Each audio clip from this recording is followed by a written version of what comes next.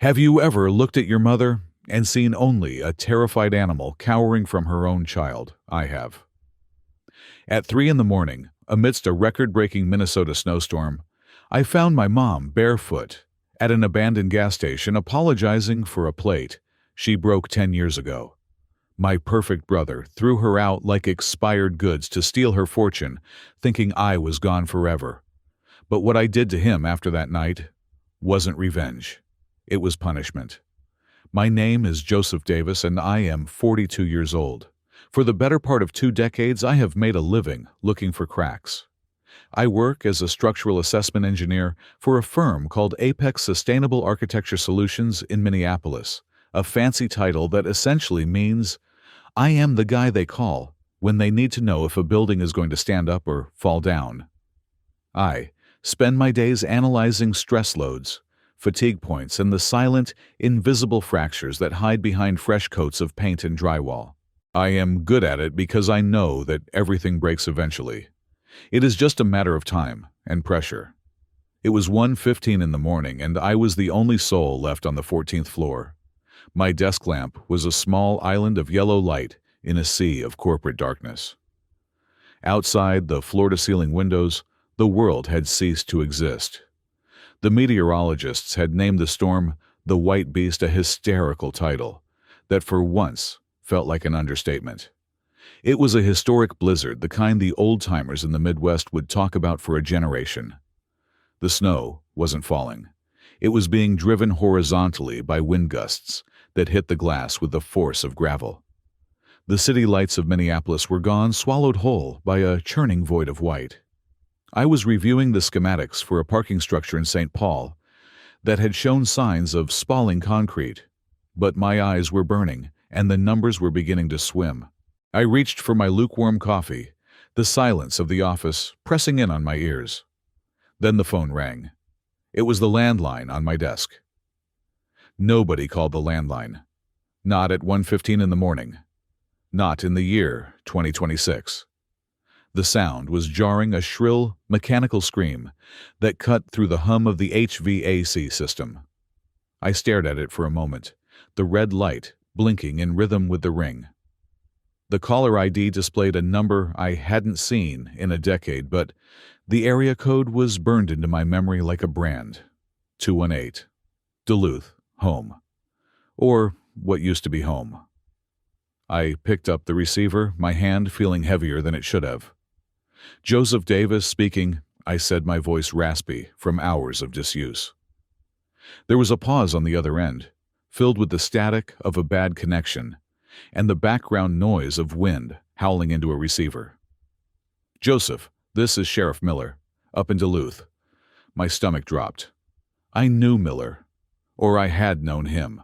He was a fixture in my hometown, a man who had been wearing the badge since I was in high school.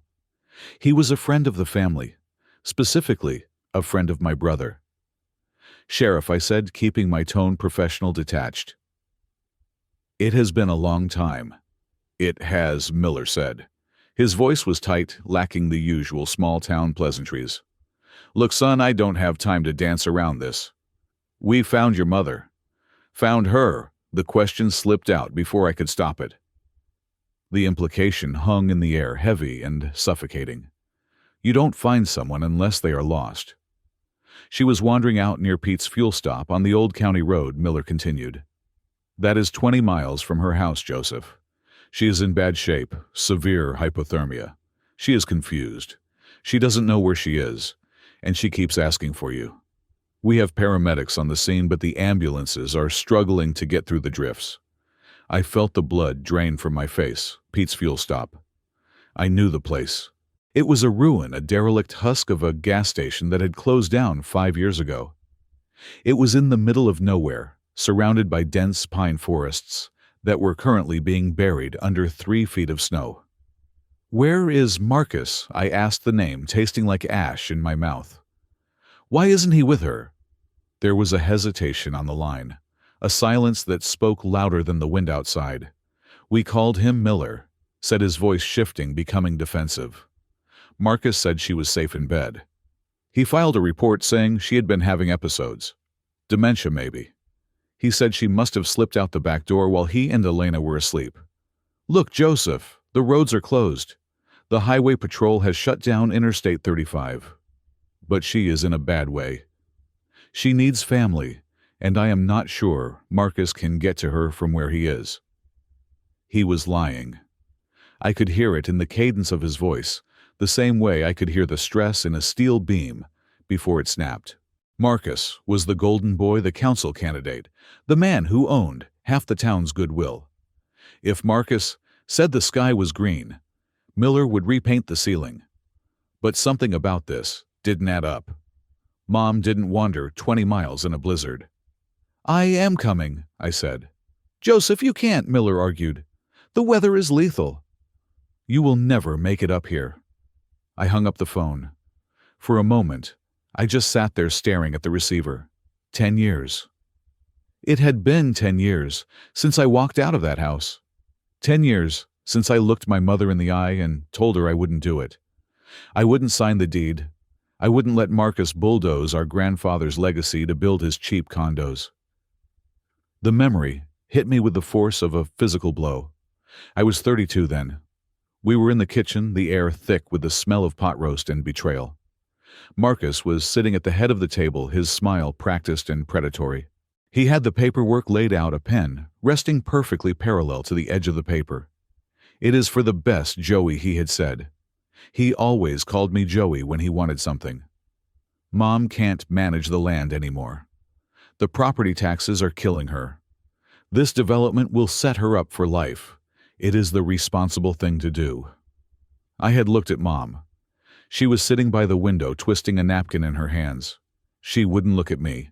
She just looked at Marcus, her eyes filled with an adoration that made me sick. "Mom," I had asked, "is this what you want?" She had turned to me, then her face hardening. "Why do you have to be so difficult? Joseph, Marcus is trying to help us. Why can't you be more like your brother? He is building something. You are just existing." That was the crack. That was the structural failure.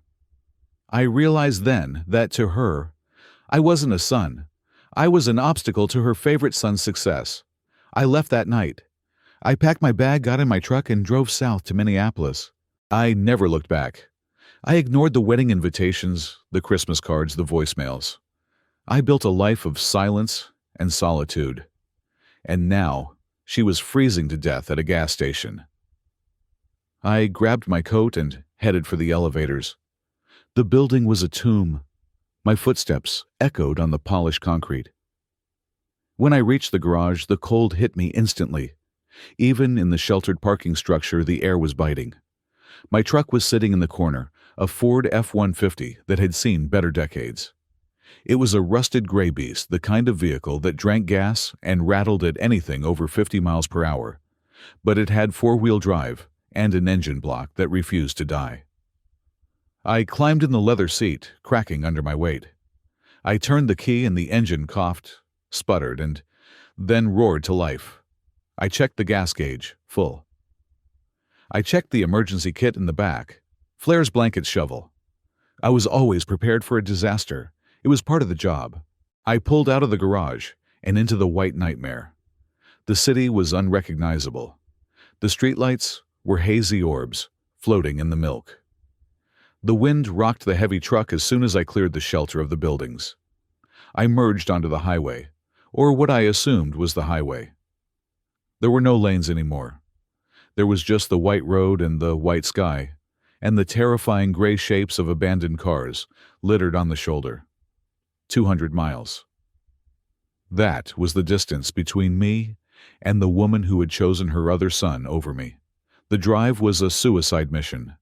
The radio was broadcasting emergency alerts, telling everyone to stay inside, to shelter in place. The governor had declared a state of emergency. And there I was driving a 2-ton piece of metal into the teeth of the storm. About 40 miles north of the cities, the interstate became a graveyard. The snow was drifting across the road in waves, looking like dry ice smoke. My wipers were slapping frantically against the windshield, fighting a losing battle against the ice accumulation. I had to lean forward, my nose almost touching the steering wheel, just to see 10 feet ahead. I was doing 30 miles per hour when I almost died the first time. A semi-truck invisible, until it was right on top of me, had jackknifed across the center median. I saw the reflective tape on its trailer, first flashing in my headlights like jagged teeth. I slammed on the brakes, but on black ice brakes are a suggestion, not a command. The truck began to slide the rear end, swinging out in a slow, sickening arc. I didn't panic. Panic is a structural weakness. I steered into the skid, feathering the gas, my heart hammering against my ribs like a trapped bird. The nose of my truck missed the semi's bumper by inches. I could see the rivets on the trailer's metal skin. I slid past it, my tires fighting for grip, and came to a rest in a snowbank on the shoulder. I sat there for a moment, gripping the wheel so hard my knuckles turned white. The wind howled outside, shaking the frame of the truck. "Why are you doing this?" I asked myself aloud, my breath fogged in the freezing cabin. She wouldn't do this for you. That was the truth. If I were the one freezing at a gas station, Marcus would be at a cocktail party, and Mom would be telling her friends what a tragedy it was that I had made such poor life choices. They wouldn't come. They would send a wreath. I closed my eyes and saw the memory again. The day I graduated with my engineering degree. Mom hadn't come. Marcus had a campaign fundraiser that day, and she needed to be there to support him. "He needs me, Joseph," she had said over the phone. "You are smart. You can handle yourself." I was always the one who could handle himself. I was the load-bearing wall that didn't need maintenance. Marcus was the facade, the pretty exterior that needed constant upkeep and attention. I shifted the truck into low gear and gunned the engine. The tires spun, whining against the snow, then caught. The truck lurched forward, pulling itself out of the drift. I couldn't turn back. It wasn't about love. I wasn't sure I loved her anymore. Love requires respect, and that had eroded years ago. It was about duty. It was about the fact that she was a human being freezing to death in the dark. And perhaps deep down in the foundation of my soul, where the cracks hadn't reached yet, it was about proving them wrong. They thought I was dead. They thought my spirit was broken. They thought I was the selfish one. I drove on. The further north I went, the worse it got. The temperature gauge on the dashboard dropped steadily. -10, -15, -20. The heater was blasting at full power, but the cold was seeping in through the door seals, wrapping around my ankles. Around 100 miles, and the isolation began to play tricks on my mind. The swirling snow started to look like faces. I saw Marcus's face in the whiteout, smirking. I saw Mom's face turning away from me. I gripped the wheel. My anger was a fuel. It burned hotter than the engine. I thought about the phone call again. Miller's hesitation. The mention of dementia. Mom had always been sharp. Cruel sometimes, but sharp. She could remember a slight from 20 years ago with crystal clarity. The idea that she had just wandered off into a blizzard didn't fit the data. It was an anomaly. And in my line of work, anomalies are dangerous. Anomalies cause collapses. I passed a sign for Hinckley, barely visible under a layer of rime ice. I was halfway there. Suddenly, the truck hit a patch of black ice, hidden under a dusting of powder. The rear end snapped out violently to the right. This time, there was no slow slide. It was a snap. The truck spun 360 degrees the world outside, becoming a blur of white and black. I fought the wheel, but physics was in charge now. We slammed backward into the guardrail. Metal crunched on metal, a jarring screech that vibrated through my teeth. The truck shuddered and came to a halt, facing the wrong way on the highway. The engine stalled. Silence rushed back in heavy and oppressive. I sat there, breathing hard, checking my limbs. Nothing broken. I turned the key. The starter whined, struggling against the cold and the impact. "Come on," I whispered. "Don't you quit on me." "Not tonight." The engine caught. I let out a breath I didn't know I was holding. I carefully turned the truck around the headlights, cutting a cone through the falling snow. The rear bumper was likely smashed, but the wheels were turning. I checked the clock, 3:30 in the morning. I had been driving for over 2 hours, and I still had 80 miles to go. The snow was getting deeper, dragging at the undercarriage of the truck. I thought about turning around. It would be easy. Just stop. Just call Miller back. Say the roads are impassable. Nobody would blame me. The governor had said stay home. Fate was telling me to stay home. But then I pictured her. Not the woman who betrayed me, but the woman who had been before all that. The woman who used to bandage my knees when I fell. That woman was gone, buried under years of Marcus's manipulation, but the body that held her ghost was out there.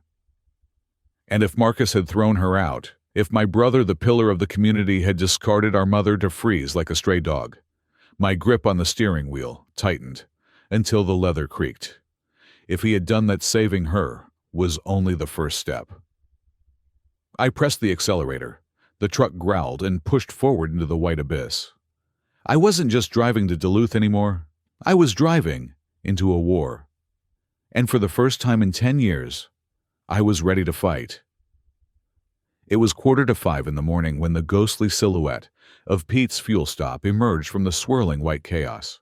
The place was a relic, a skeleton of commerce left to rot on the side of the county road.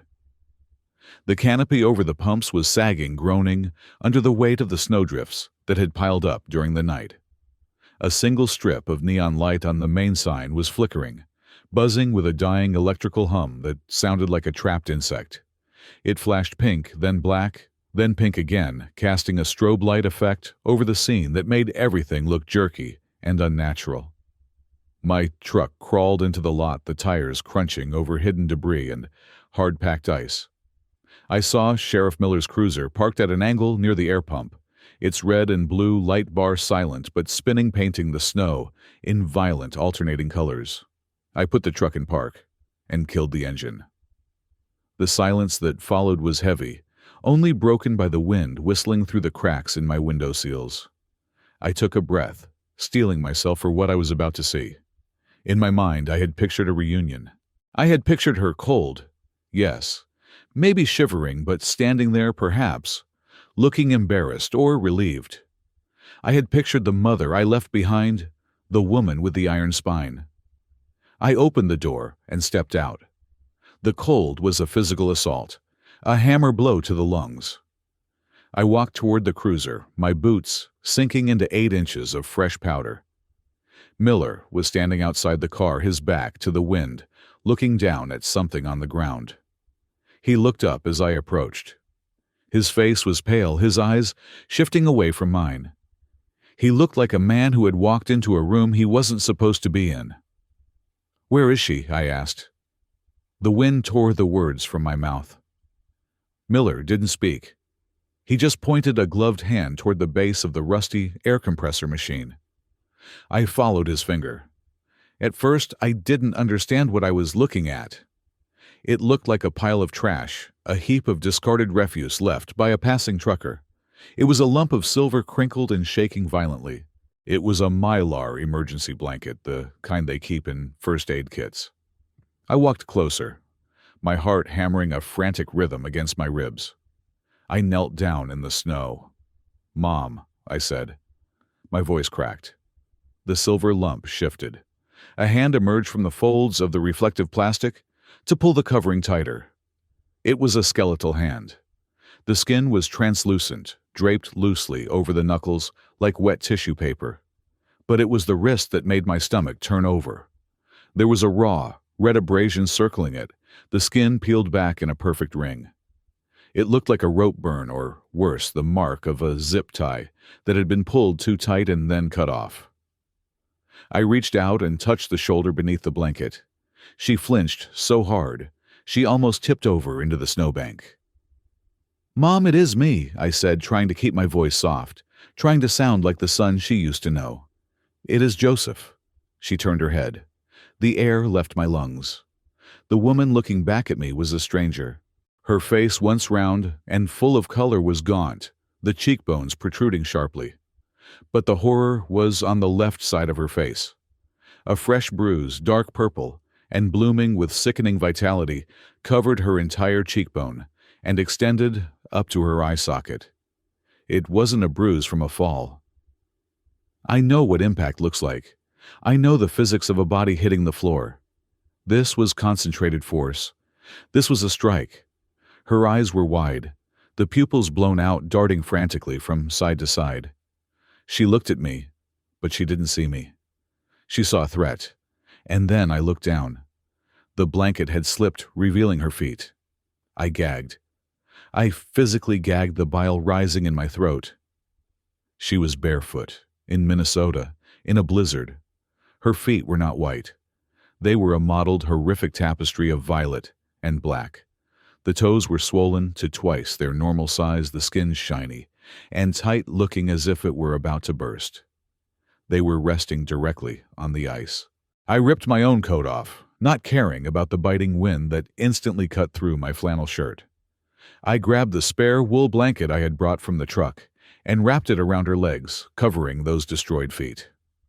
"Mom," I said, my voice trembling with a rage I had never felt before. "Mom, look at me." She blinked, focusing on my face for a split second. Then her expression collapsed into pure, unadulterated terror. She scrambled backward, pushing herself through the snow.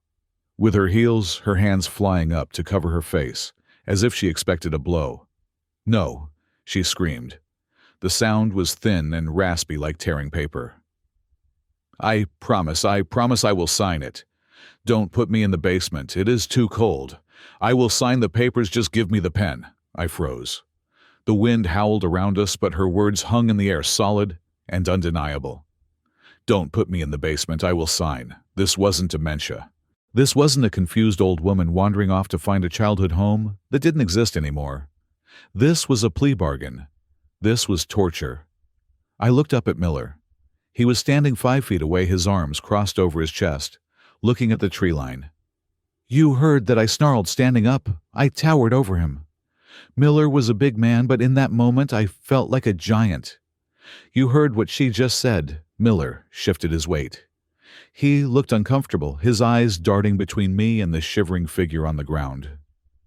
"Joseph, you have to understand," he said, his voice measured, rehearsed. "Marcus told us about this. He said her mind has been going. She gets paranoid.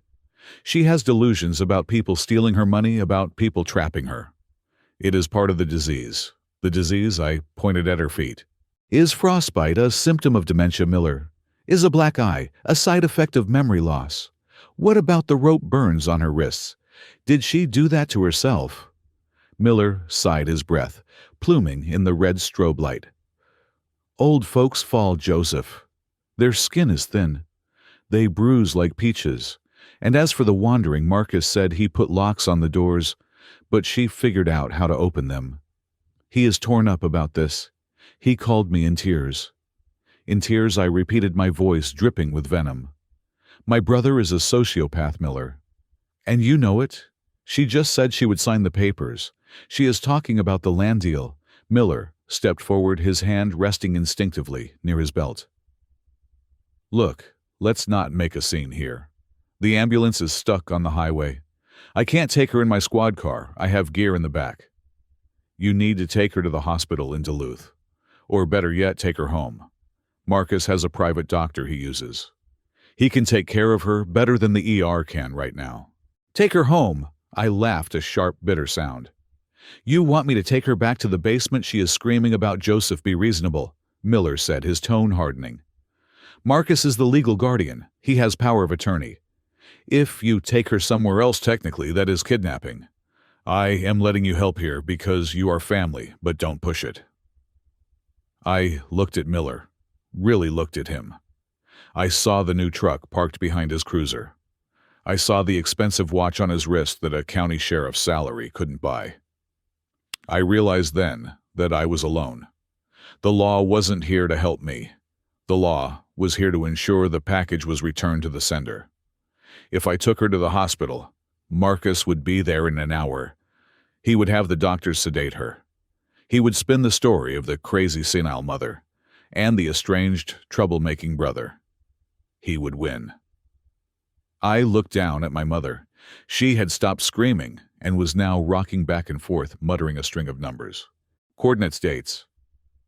I didn't know. I am not taking her to Marcus, I said, keeping my voice low. And I am not taking her to the city hospital. The roads are too bad. Then, where are you going? Miller asked, suspicion narrowing his eyes. There is a motel in Two Harbors. I lied. It is closer.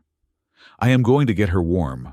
Once the storm breaks, I will decide what to do. Miller hesitated. He knew he couldn't stop me without arresting me, and arresting the brother of a council candidate for helping his mother would look bad in the papers.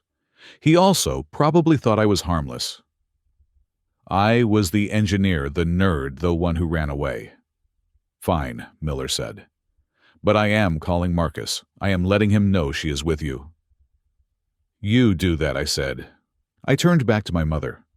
I crouched down and gently pulled the blankets tighter around her. Mom, I am going to pick you up now, I whispered. We are going to the truck. It is warm in there.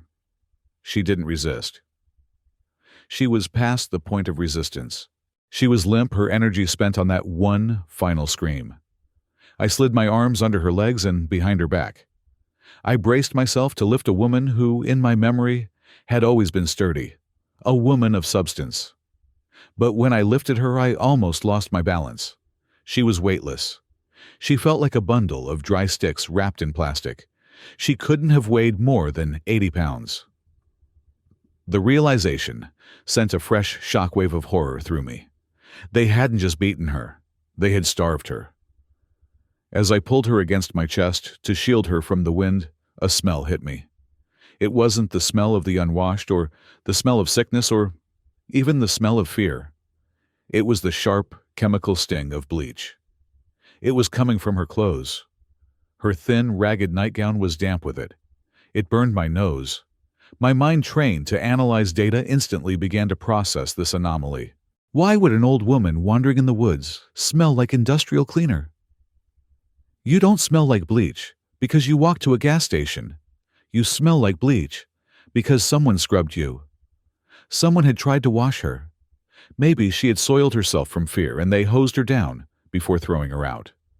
Or maybe there was blood on her clothes, her blood, and they tried to clean the evidence before staging her escape. The cruelty of it made my vision blur. They had bleached her like a stained countertop and tossed her into a snowbank. I carried her to my truck, my boots slipping on the ice. I felt her bony frame rattling against me with every shiver. I opened the passenger door and placed her gently on the seat. I buckled her in her head, lolling against the window.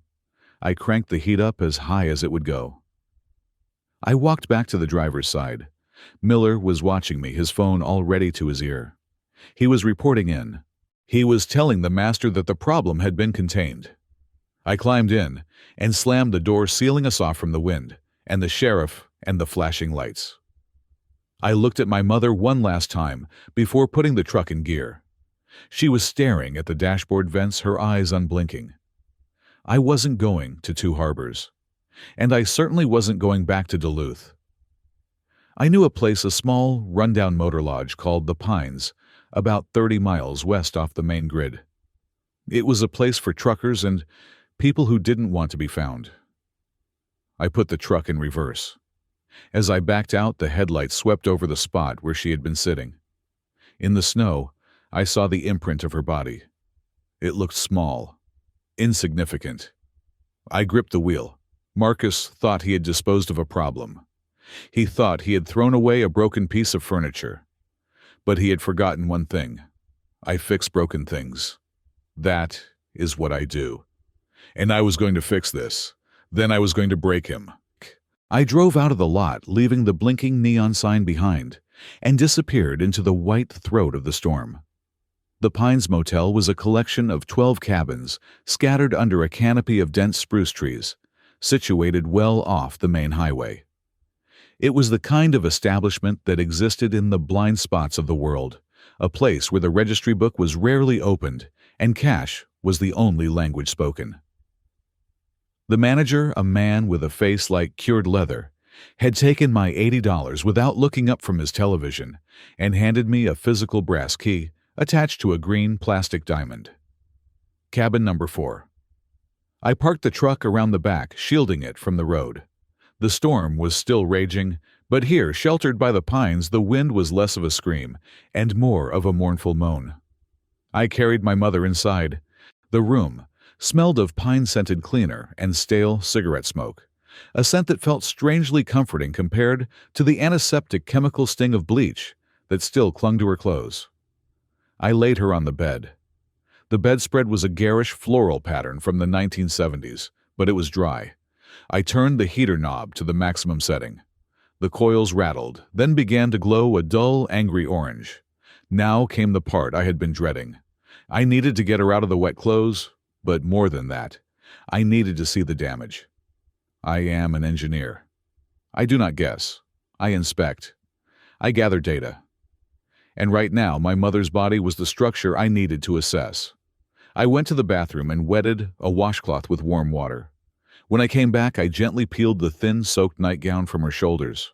She whimpered in her sleep, a sound of pure, instinctive distress. I started with her arms.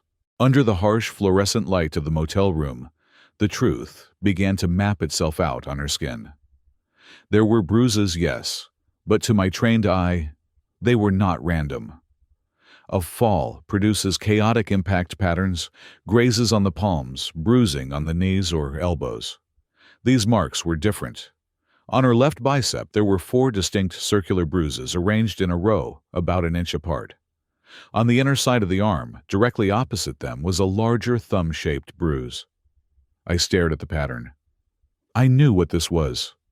In structural mechanics, we call it a point load. In forensic terms, it is a grab mark. Someone had gripped her arm with enough force to rupture the capillaries beneath the skin. They had squeezed and dragged. The angle suggested she had been pulling away, and they had yanked her back. I moved to her wrists. The red ring I had seen at the gas station was clearer now. The skin was raw, the epidermis stripped away.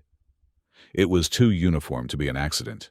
It looked like the chafing from a restraint, a zip tie, or perhaps the coarse rope of a curtain tie back. I felt a coldness in my chest that had nothing to do with the blizzard outside. This was not neglect. Neglect is passive. Neglect is forgetting to feed the cat. This was active. This was geometry applied to flesh with malicious intent. I continued the assessment. Her ribs were visible through her skin, counting them was sickeningly easy.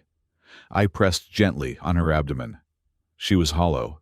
There was no muscle mass left. My mother had always been a sturdy woman, a woman who gardened and walked and carried groceries. Now she was a bird skeleton wrapped in parchment. As I was covering her with a thick motel comforter, her eyelids fluttered. I froze. "Mom," I whispered. Her eyes opened. They were milky, unfocused. For a long moment she stared at the water-stained ceiling tiles. Then her head lolled to the side, and her gaze locked onto me. Recognition hit her slowly, like a sunrise filtering through heavy fog. "Joey," she breathed. Her voice was a dry rattle. "Yes, Mom, it is me. You are safe." The reaction I expected was relief, perhaps tears. Instead, her eyes widened and the terror I had seen at the gas station returned sharp and electric. She tried to sit up, her hands scrabbling at the sheets, pushing herself away from me. "Go," she hissed. Her voice picked up speed, fueled by adrenaline. "You have to go, Joseph. You can't be here." Mom, calm down. "I got you." "We're at a motel. Marcus isn't here." "No," she grabbed my wrist. Her grip was surprisingly strong, fueled by panic. "He will know. He always knows. He has cameras, Joey. He has cameras in the smoke detectors. If he sees you, he will hurt you. He said he would hurt you if I called you." I took her hand in mine, forcing her to stop thrashing. "Who said that, Mom? Marcus?" She stopped, her chest heaving. She seemed to realize she had said too much. The fog rolled back in a deliberate curtain she was pulling down to protect herself. She looked away, her eyes darting to the corners of the room, as if checking for the cameras she mentioned. "I fell," she said. Her voice changed tone completely. It became flat rehearsed. I am just a clumsy old woman. I fell down the basement stairs. That is all.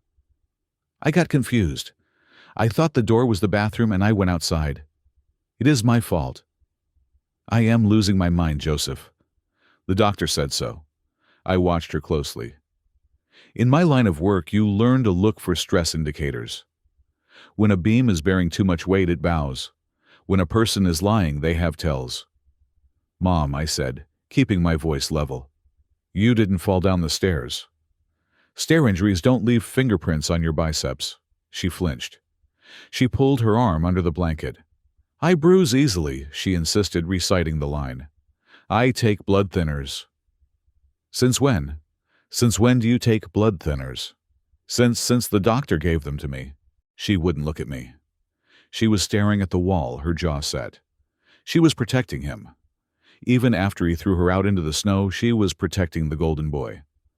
Or maybe she wasn't protecting him. Maybe she was just that afraid of him. I stood up, needing to put some distance between us before I shouted. I walked over to the pile of wet clothes I had left on the radiator. Her coat was a pathetic thing, a thin wool jacket that wouldn't stop a spring breeze, let alone a Minnesota winter. I picked it up to wring it out. As I squeezed the fabric, I felt a lump in the pocket. I reached in and pulled out a sodden mass of paper. It was balled up, soaked through, and starting to disintegrate. I carried it over to the desk and carefully peeled the layers apart. It was delicate work, like restoring an old blueprint. I grabbed the hairdryer from the bathroom wall mount and gently blew warm air over the pages until they were dry enough to handle. It was a legal document, or a draft of one. The header was bold and clear, durable power of attorney. I scanned the text. It was a standard form, but it was covered in handwritten notes in red ink. The handwriting was aggressive angular. It was Marcus's handwriting. I recognized the sharp loop of his L's and the slash of his T's. Next to the clause about real estate assets, he had crossed out the requirement for a second witness. In the margins he had written, "Simplify this. She can't focus long enough for a notary." Further down in the section regarding medical decisions, there was another note, full control. No second opinion required. But the most damning part was the signature line. It was blank. However, right next to it, the paper was torn and wrinkled, as if someone had been jabbing a pen at it repeatedly, trying to force a hand to move. She hadn't signed it. That was why she was at the gas station. She had refused. I looked back at my mother. She had fallen asleep again or passed out. Her breathing was shallow. I needed a second opinion. Not a legal one, but a medical one. I couldn't take her to the hospital, and I couldn't rely on my own basic first aid knowledge. I pulled out my cell phone. I scrolled past the missed calls from my office and found a number I hadn't used in 2 years. Elias Thorne. Elias was a former combat medic who had served 3 tours overseas. He had seen things that made the horrors of civil life look like a joke. After the service, he had trouble integrating into the sanitized world of hospital bureaucracy. He worked as a private concierge nurse, now mostly for wealthy clients who wanted discretion for their addictions or their affairs. He owed me a favor for fixing the foundation of his cabin off the books 3 years ago. I hit dial. It rang 4 times before he picked up. Yeah, his voice was gravel. Elias. It is Joseph Davis. There was a pause. Joseph. You are calling late. Is your house falling down? I need a consult, Elias. Off the books. I am at the Pines Motel Cabin 4. I have a 68-year-old female exposure to extreme cold, possible physical trauma. Is it criminal? He asked. It is family, I said. Which is worse? Give me 40 minutes. The roads are hell. He made it in 30. Elias was a compact man with eyes that missed nothing. He came in with a large medical bag, shook the snow off his coat, and went straight to the bed without asking a single question. I watched him work. He checked her vitals, listened to her chest, and examined her pupils with a penlight. He ran his hands over her abdomen and checked the bruising on her arms. He was efficient, gentle, and utterly silent. After 20 minutes, he pulled the stethoscope from his ears and motioned for me to step outside the cabin. We stood under the overhang, the snow falling in a curtain around us. Elias lit a cigarette, shielding the flame with his hand. "She is malnourished, Joseph," he said, exhaling a plume of smoke. "And I don't mean she skipped lunch. I mean she is suffering from long-term caloric deficit. Her muscle mass has wasted away. She is dehydrated to the point that her skin is tenting." "What about the bruises?" I asked. "Defensive wounds," he said. "Someone grabbed her. She fought back." But that is not the worrying part. What is the worrying part? Her pupils are sluggish. Her heart rate is depressed. She has the classic signs of oversedation. Benzos, maybe, or heavy antipsychotics. Whatever it is, she has been on a high dose for a while. Her system is saturated. That is why she is confused. It is not just the cold. She is chemically restrained. I felt my hands curl into fists. Marcus had been drugging her. He was keeping her pliable, weak, unable to fight back. "Can you stabilize her?" I asked. "I can give her IV fluids. I have some saline and glucose in the bag. I can give her something to help flush the drugs out, but she needs real care, Joseph. She needs blood work. She needs a warm bed and food introduced slowly." "Just keep her alive for now," I said. "That is all I ask." Elias nodded. He flicked his cigarette into the snow. "You are in deep water here, my friend. I saw the ligature marks on her wrists. If you didn't do that, whoever did belongs in a cage." "I am working on the cage," I said. Elias went back inside to set up the IV. I stayed outside for a moment, letting the cold air bite at my face, trying to cool the burning rage inside me. My phone buzzed in my pocket. I pulled it out. The screen lit up with a text message. The sender was simply Marcus. I stared at the words, white text, on a gray bubble. "I know you picked her up. Sheriff Miller saw your truck. You are making a mistake, Joey. Bring her back to the house within the hour. If you don't, I am filing a report for kidnapping a vulnerable adult. You know I can make it stick. Don't be stupid." I read it twice. He wasn't asking how she was. He wasn't asking if she was alive. He was negotiating. He was threatening, kidnapping.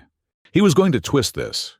He was going to use his influence, his clean reputation, and my history of estrangement to paint me as the villain.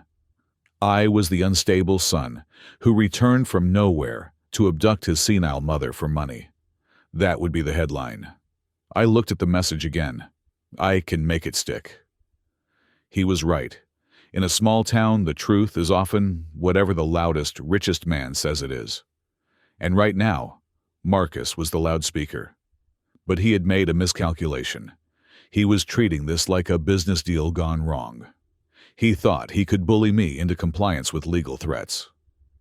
I looked back at the door of cabin 4 where my mother lay, with a needle in her arm, starving and drugged because she wouldn't sign away her legacy. This wasn't a family dispute anymore. This wasn't a civil matter. I put the phone back in my pocket. Marcus wanted a war. He was going to get one. But I wasn't going to fight him in the courtroom where he owned the judges. I was going to fight him in the only place he couldn't control. I was going to fight him with the truth. I opened the door and went back inside. I had work to do. I left my mother in the care of Elias Thorne, whose grim nod was the only contract I needed.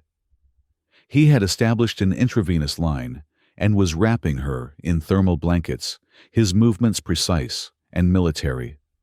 I told him I would be back in an hour. I lied. I had no idea how long this would take, or if I would be coming back at all. I drove my truck 2 miles down the road and parked it deep in a logging trail covering the windshield with pine boughs to hide the reflection. I walked the remaining distance to the house. The storm had shifted gears. The wind was less violent, but the snow was falling in heavy vertical sheets, creating a wall of silence that dampened my footsteps.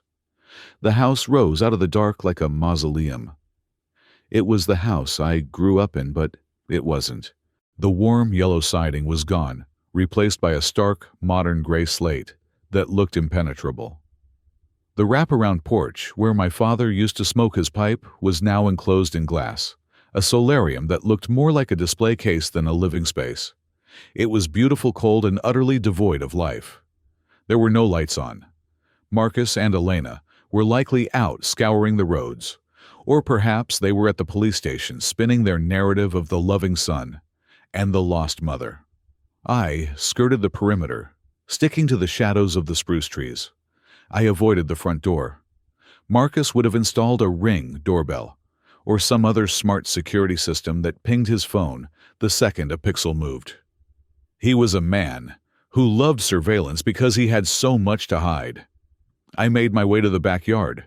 The garden was buried under 3 feet of snow, but I knew the geography of this land better than I knew the back of my own hand. I counted 5 paces from the old oak tree to the cluster of rocks that used to border my mother's prize-winning hydrangeas. I dug into the snow, my fingers burning from the cold. I found the rock a specific piece of granite shaped like a kidney bean. I overturned it. There, resting in the frozen dirt, was a silver key. I almost laughed. It was a bitter, jagged sound in my throat. Marcus, the future councilman, the man of modernization, had forgotten the oldest failsafe in the book. He had probably forgotten this key existed, or he assumed that after 10 years, the earth had swallowed it. He underestimated the permanence of the past. I took the key and moved to the back door. It slid into the lock with a stiff grind. I held my breath and turned it. The mechanism clicked. I slipped inside and closed the door softly behind me. The air in the house was stifling. It didn't smell like the home I remembered: yeast rolls and floor wax. It smelled of aggressive floral perfume, the kind that costs $300 an ounce layered over something damp and earthy. It was the smell of a funeral parlor flowers, trying to mask the scent of decay. I didn't turn on any lights. I navigated by the ambient glow of the streetlights, filtering through the heavy drapes. My boots left wet prints on the polished hardwood, but I didn't care. I went straight to the stairs. I needed supplies for Mom, but more importantly, I needed to understand the architecture of her suffering. I reached the second floor. The layout was the same, but the soul was gone. The hallway was lined with artwork that looked like it had been bought in bulk for a hotel lobby, abstract, meaningless shapes in beige and gray. There were no family photos, no pictures of me, which I expected, but also no pictures of Marcus. It was a stage set, not a home. I walked to the door at the end of the hall. My mother's room. I reached for the handle and then I stopped. My heart hammered against my ribs. There was a slide bolt installed on the door, on the outside. I stared at the brass hardware gleaming in the darkness. You do not put a slide bolt on the outside of a bedroom door to keep a confused senior citizen safe. You put it there to keep a prisoner in. It was heavy-duty solid brass installed at eye level. This wasn't for safety. This was for containment. I slid the bolt back. It moved smoothly, well-oiled, and pushed the door open. The room was freezing. The air inside was 10 degrees colder than the hallway. I stepped in and pulled a small flashlight from my pocket, shielding the beam with my fingers. The room was stripped. The vanity table was gone. The rocking chair was gone. The only furniture was a single twin bed with a bare mattress and a plastic bucket in the corner. I walked to the window. It was covered with a sheet of plywood nailed directly into the frame. I ran my fingers over the nail heads. They were new. This was recent. She had been sealed in here. I moved to the bathroom attached to the suite. The medicine cabinet was open. I shone my light inside. There were no prescription bottles with pharmacies and doctors' names. Instead, there was a row of amber vials with no labels. I picked one up and shook it. It rattled. I uncorked it and tipped a pill into my gloved hand. It was a small blue oval. I didn't recognize it, but I knew it wasn't a vitamin. I took 3 of the vials and shoved them into my pocket. These were the chemical chains they had used to bind her mind. I went back into the bedroom to look for her ID. I checked the small closet, which was mostly empty, except for a few hangers. On the floor of the closet, hidden beneath a pile of old towels, I saw the corner of a notebook. I crouched down and pulled it out. It was a leather-bound diary, old and worn, the spine cracking. I opened it to the last entry. The handwriting was shaky, jagged, nothing like my mother's elegant script. December 12th. Cold. So cold. Elena took the blankets. Marcus says I have to practice being poor if I won't help the family. I heard them talking about the lake. If I sign, do I get to eat? I felt a wave of nausea so strong I had to steady myself against the wall. Practice being poor. The cruelty was so specific, so calculated. I tucked the diary inside my jacket next to my heart. This was the testimony of a ghost. I left the room, relocking the bolt out of habit, leaving the crime scene exactly as I found it. I moved down the hall to Marcus's office. It used to be my father's study. The heavy oak desk was gone, replaced by a sleek glass table. On the wall where Dad's hunting trophies used to hang was a massive framed rendering. I stepped closer, shining my light on it. It was a professional architectural concept art, titled The Lakeside Luxury Resort Spa. I traced the property lines on the map. It wasn't just our land. It was the neighbor's land too. But our property, the 20 acres of prime waterfront that had been in the Davis family for 3 generations, was the centerpiece. It was the access point. Without our land, the project was dead. I saw the logo in the corner, Vanguard Horizons. So that was the game. Marcus wasn't just selling the land. He was the developer.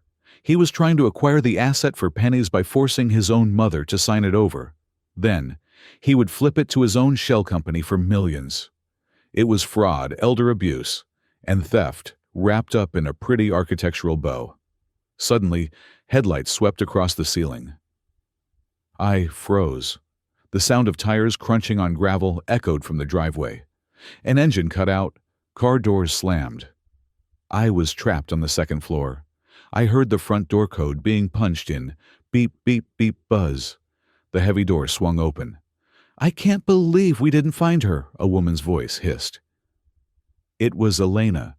Her voice was sharp, high-pitched with panic. "The snow is burying everything. If she is in a ditch, Marcus, we are finished."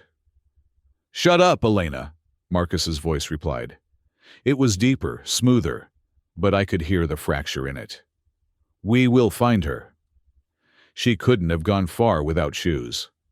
I looked around frantically. There was no way down the stairs without being seen. The hallway was a straight shot from the foyer. I backed out of the office and looked for a place to hide. The guest room, no, too obvious. The bathroom, no exit. My eyes landed on the small door at the end of the hall next to the linen closet. My old room. I slipped inside and closed the door, pressing the latch so it wouldn't click. My room had been turned into a storage unit. It was piled high with boxes, old holiday decorations, and discarded furniture. I squeezed myself into the narrow gap between a stack of plastic bins and the wall. I found myself crouching next to a cardboard box that had split open. Inside, illuminated by the sliver of light from the street lamp outside, I saw the yellow plastic of a Tonka truck. My truck. The one I had played with in the dirt for hours, while Marcus sat on the porch reading comic books. The irony wasn't lost on me. I was hiding among the relics of my innocence while the monsters roamed the halls. I heard footsteps on the stairs. Heavy, angry footsteps. "She has to be dead, Marcus," Elena said. Her voice was getting closer. "It is 5 below zero. She was wearing a nightgown. If she is dead, we have a problem," Marcus said. "We need the body. We need to control the narrative. If someone else finds her, they will see the bruises," Elena shrieked. "You grabbed her too hard yesterday. I told you to be careful." "She bit me," Marcus snapped. He was in the hallway now, right outside the door. She bit my hand like a feral dog when I tried to guide her hand to the paper. I held my breath. I pressed my hand over my mouth to stifle the sound of my own breathing. I was shaking not from fear, but from a murderous rage. I wanted to burst out of that room and tear him apart. I wanted to break his perfect jaw. But I knew I couldn't.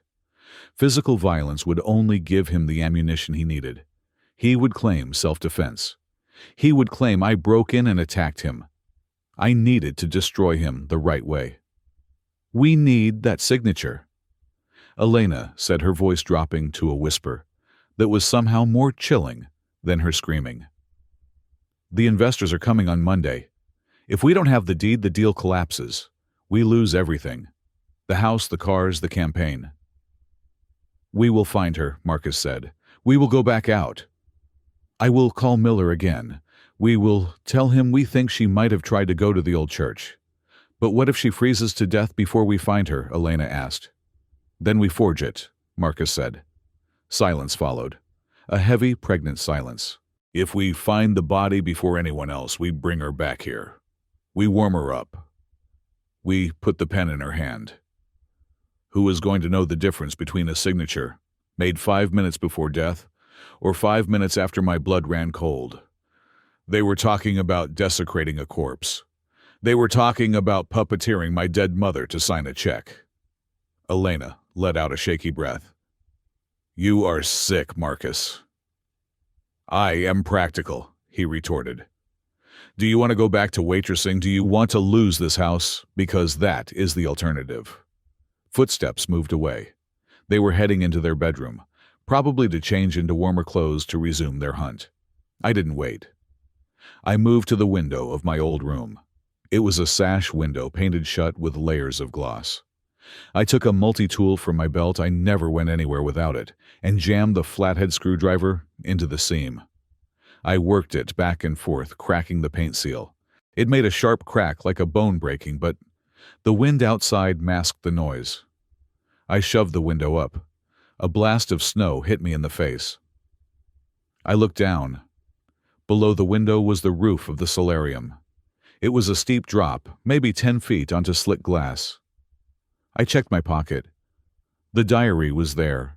The pills were there. I climbed onto the sill. I didn't look back at the house, at the yellow truck, at the life I had lost. I looked forward into the storm. I dropped. I hit the solarium roof hard, my boots sliding instantly on the ice. I scrambled for purchase, my fingers clawing at the metal frame of the glass panels. I slid to the edge and dropped again, falling into a deep drift of snow in the side yard. The snow cushioned the fall, but the impact jarred my teeth. I rolled, covered in white, and scrambled to my feet. I ran.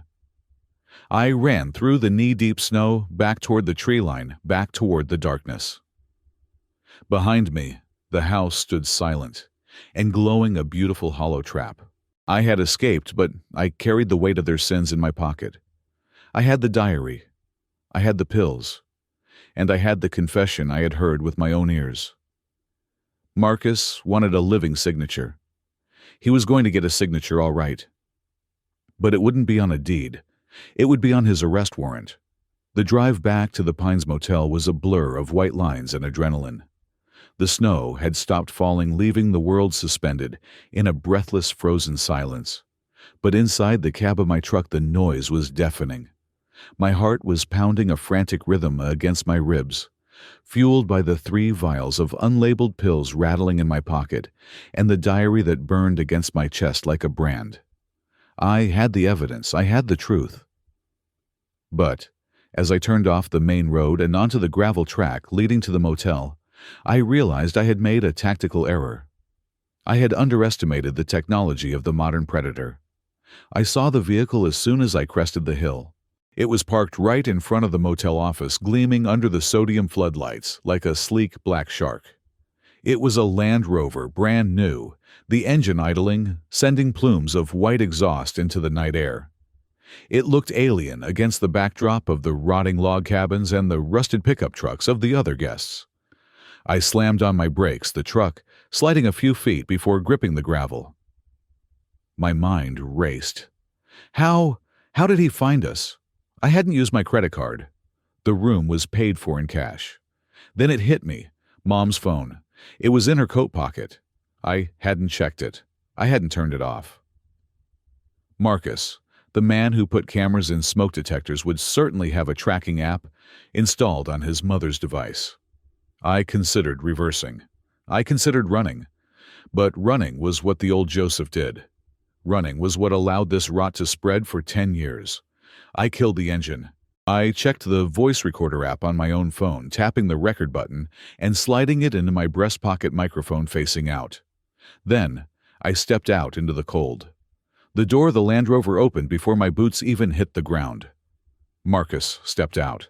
Time is a strange architect. It builds some people up and tears others down. 10 years had been kind to my brother, at least on the surface. He was wearing a camel hair coat that probably cost more than my truck. His hair was perfectly styled, not a strand out of place despite the wind.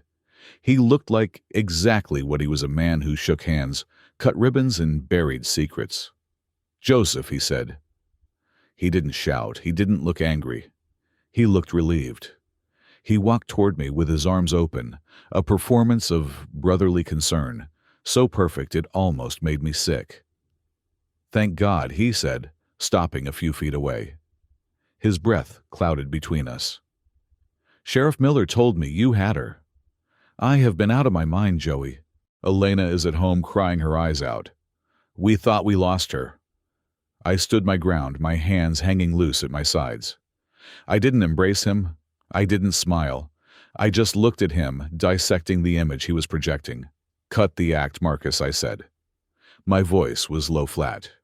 "There are no voters here. It is just us." Marcus dropped his arms slowly. The concern in his eyes didn't vanish, but it hardened, shifting into a look of disappointed patience. It was the look a parent gives a toddler who has just spilled milk. "You haven't changed," he said, shaking his head.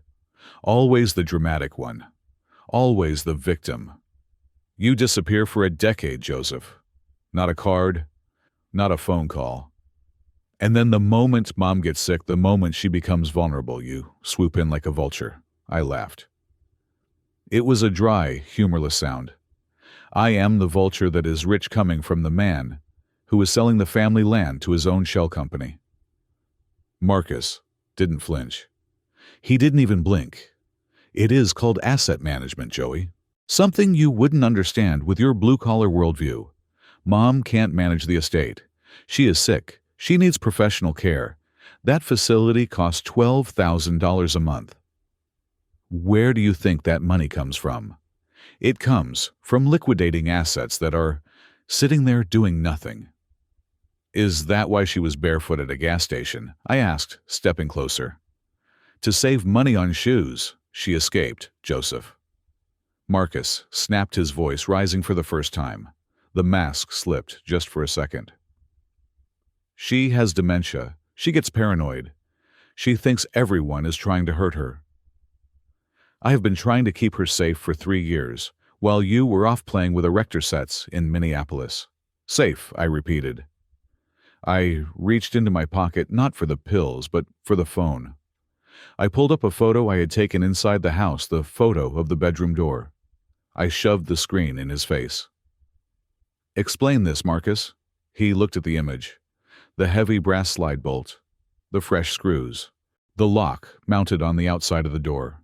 He paused. I saw his eyes flicker. He was processing the data, calculating the spin. "It is for her own good," he said smoothly. "She wanders at night. She has fallen down the stairs twice. We had to secure the room to keep her from hurting herself. It breaks my heart to do it, but you don't know what it is like. You don't know the burden of caring for someone who doesn't know who you are." "She knows who you are," I said. "She knows you were the man who stopped feeding her. She knows you are the man who twists her arm until it bruises." I saw a muscle jump in his jaw. "Be careful, Joseph," he warned. His voice dropped an octave. "You are treading on dangerous ground. You are accusing a respectable member of this community of abuse. That is libel. It is only libel if it is not true," I said. "And I have eyes, Marcus. I saw the grab marks on her arms. I saw the ligature burns on her wrists. Did she tie herself up? Did she starve herself until she weighed 80 pounds she refuses to eat? Marcus shouted, throwing his hands up. It is part of the condition. I stepped right into his personal space. I could smell his cologne, sandalwood, and arrogance. I have a friend in that cabin, I said, pointing to number 4. A combat medic. He is examining her right now. He is documenting every bruise, every scrape, every sign of malnutrition.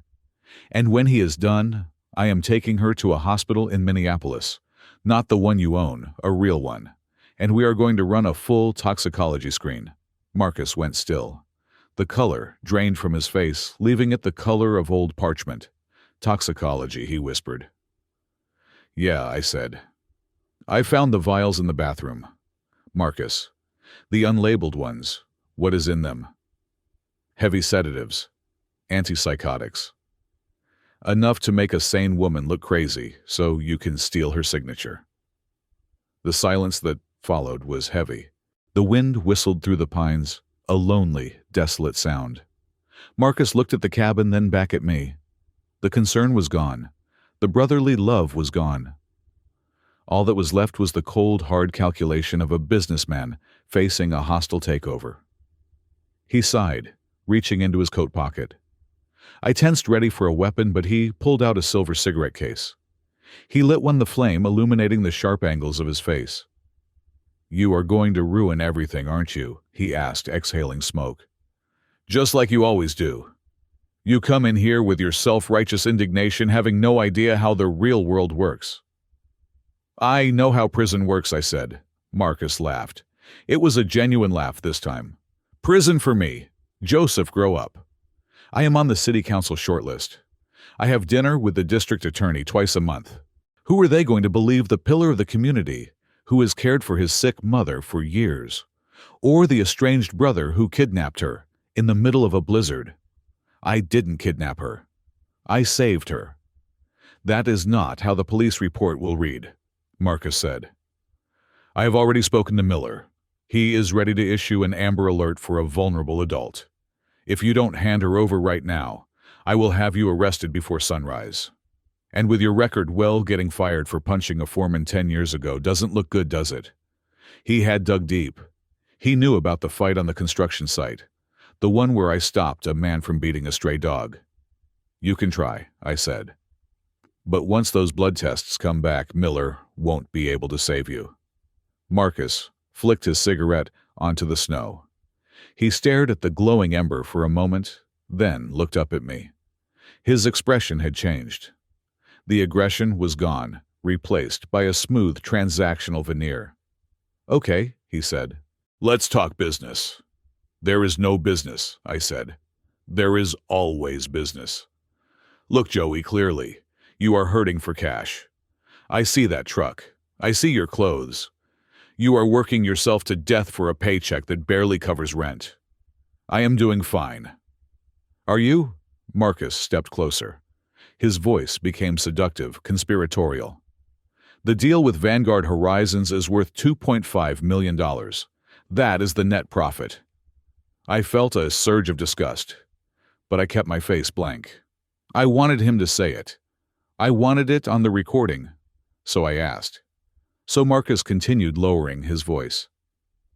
If you walk away, if you get in that truck drive back to Minneapolis, and forget you ever saw this, I will cut you in.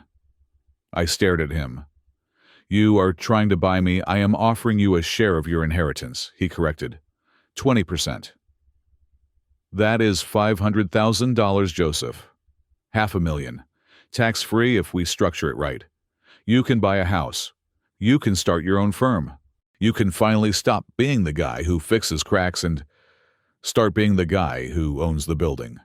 $500,000, I repeated. That is the price of Mom's life. She is dying anyway, Marcus said, his voice devoid of emotion. Her mind is gone. Whether she dies in that house or in a nursing home, the result is the same. Why shouldn't we benefit from what she left behind? It is what Dad would have wanted. Don't you dare speak about Dad, I snapped.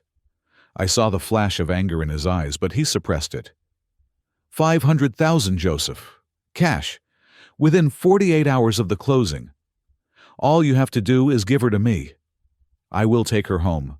I will get the doctor to warm her up. She will be comfortable, and you will be rich." I felt the phone in my pocket. It was heavy like a loaded gun. I had it. I had the bribe. I had the admission that he was waiting for her to die.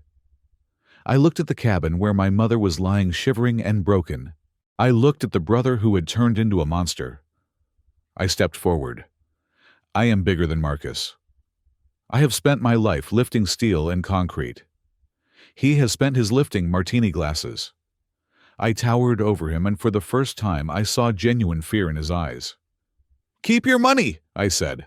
My voice was a growl. Marcus blinked. "You are refusing. You are going to throw away $500,000 for what? For pride. For her," I said. I grabbed him by the lapels of his expensive coat. He yelped a pathetic sound. I shoved him backward. He stumbled his heels, catching on the ice, and he fell hard against the side of his Land Rover. "Get out," I said. Marcus scrambled to regain his dignity. He straightened his coat, his face flushing red with humiliation and rage. "You are making a mistake, Joseph. A fatal mistake. Get in your car and drive Marcus, before I finish what I started 10 years ago." He glared at me. His eyes filled with a hate so pure it was almost beautiful. He opened the car door and climbed in. He rolled down the window as he started the engine. "You think you have won," he spat. "You think because you have her. You have power. You have nothing. This is my town, Joseph. The judges, the cops, the banks, they all eat from my hand. You are just a tourist here." I didn't answer. I just stared at him. "You are going to regret this," he said. "When you are sitting in a cell, remember that I offered you a way out." He gunned the engine and peeled out of the lot, his tires kicking up a spray of gravel and snow that hit my legs. I watched the taillights disappear around the bend. I reached into my pocket and stopped the recording. My hands were shaking, but not from the cold. I had won the battle, but the war had just begun. Marcus was right about one thing: he had the power. He had the connections. If I stayed here, if I tried to fight him on his turf using his rules, I would lose. Sheriff Miller would be back, and next time he wouldn't be asking politely. I needed to move. I needed to get her out of his jurisdiction. I turned and walked back to cabin 4. Elias was waiting. "Is he gone?" Elias asked as I entered. "For now," I said. "Did he offer you money?"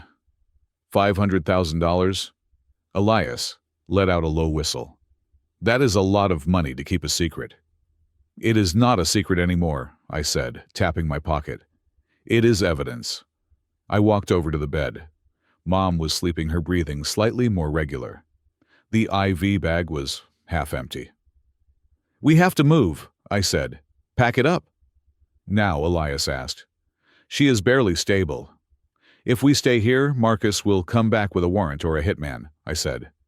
"And I don't plan on being here for either. We are going to Minneapolis." "No," I said. "That is the first place he will look. He knows where I work. He knows where I live." Then, where I looked at the map on the wall, a faded print of the Minnesota wilderness. "We are going to disappear," I said. "Just for a few days. Long enough to process the blood work. Long enough to build a case that even his judge friends can't ignore." I looked at my mother's bruised face. "I am going to burn his world down, Elias. But first, I have to make sure she survives the fire." We didn't go to Minneapolis. That was the predictable move. And in a game of cat and mouse against a man with the resources of the city council behind him, predictability was a death sentence. Instead, we drove west, cutting across county lines until we reached St. Cloud. I had a friend there, a guy named Mike, who I had played hockey with in college.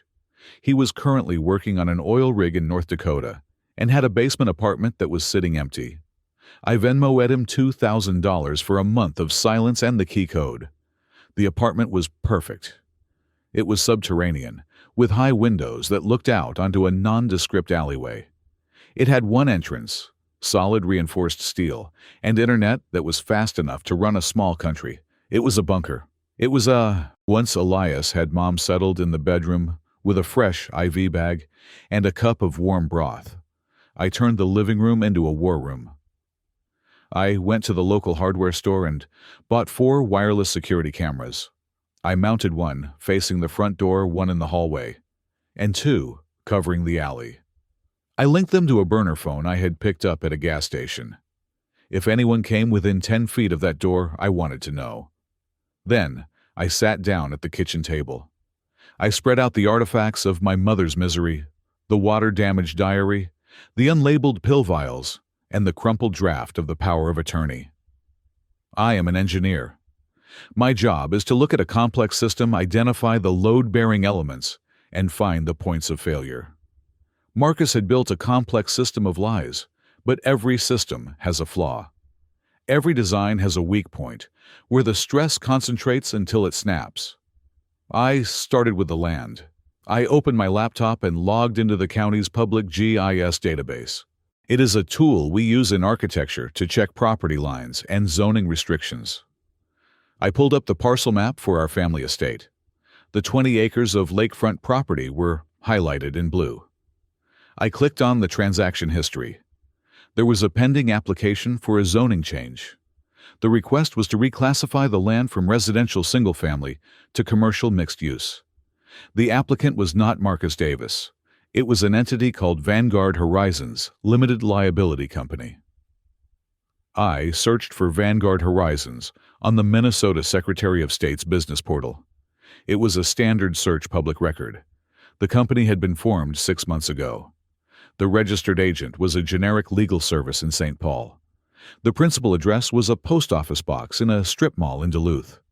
It was a shell, a ghost company designed to hide the true owner. I picked up my phone and called Ben. Ben was the head of IT security at Apex. He was a paranoid genius who spent his free time exposing crypto scams on Reddit. He owed me nothing, but he loved a puzzle. Ben, I said, when he answered, I need you to trace a digital footprint. I am looking at a shell company called Vanguard Horizons. I need to know who is paying the hosting fees for their website and who the signatories are. Is this for a job? Ben asked. It is personal, I said. Give me 10 minutes. While Ben worked, I turned to the diary. I put on a pair of latex gloves from Elias's bag to handle the fragile pages. I started reading from the beginning of the year. The entries were heartbreakingly mundane at first. Notes about the weather. Notes about a recipe she wanted to try. But then the tone shifted. March 4th. Marcus fired the gardener today. He said we can't afford him. I don't understand. Dad left us a pension. April 10th. Elena took my car keys. She says my eyes are getting bad. I feel fine. I feel trapped. June 1st, the doctor came today. Not Dr. Henderson. A new man, Dr. Vane. He gave me new pills. They make me sleepy. I slept for 14 hours. I looked at the vials on the table. Dr. Vane, I wrote the name down. My phone buzzed. It was Ben. I got him. Ben said. His voice was triumphant. Vanguard Horizons is sloppy, Joseph. They used a domain privacy service, but they paid for the premium package, using a credit card linked to a chaotic web of transfers. I followed the money back 3 steps. And the funding source for Vanguard Horizons is a political action committee called Citizens for a Progressive Duluth. My blood ran cold. That was Marcus's campaign fund. Are you sure? I asked. 100%, Ben said. And here is the kicker. The manager of the LLC is listed as Elena Rossi. That is your sister-in-law, right? I thanked Ben and hung up. The picture was complete. It was a classic money laundering scheme, but with a sickening domestic twist. Marcus was using campaign donations money given to him by the people of Duluth to improve their city to fund a shell company managed by his wife.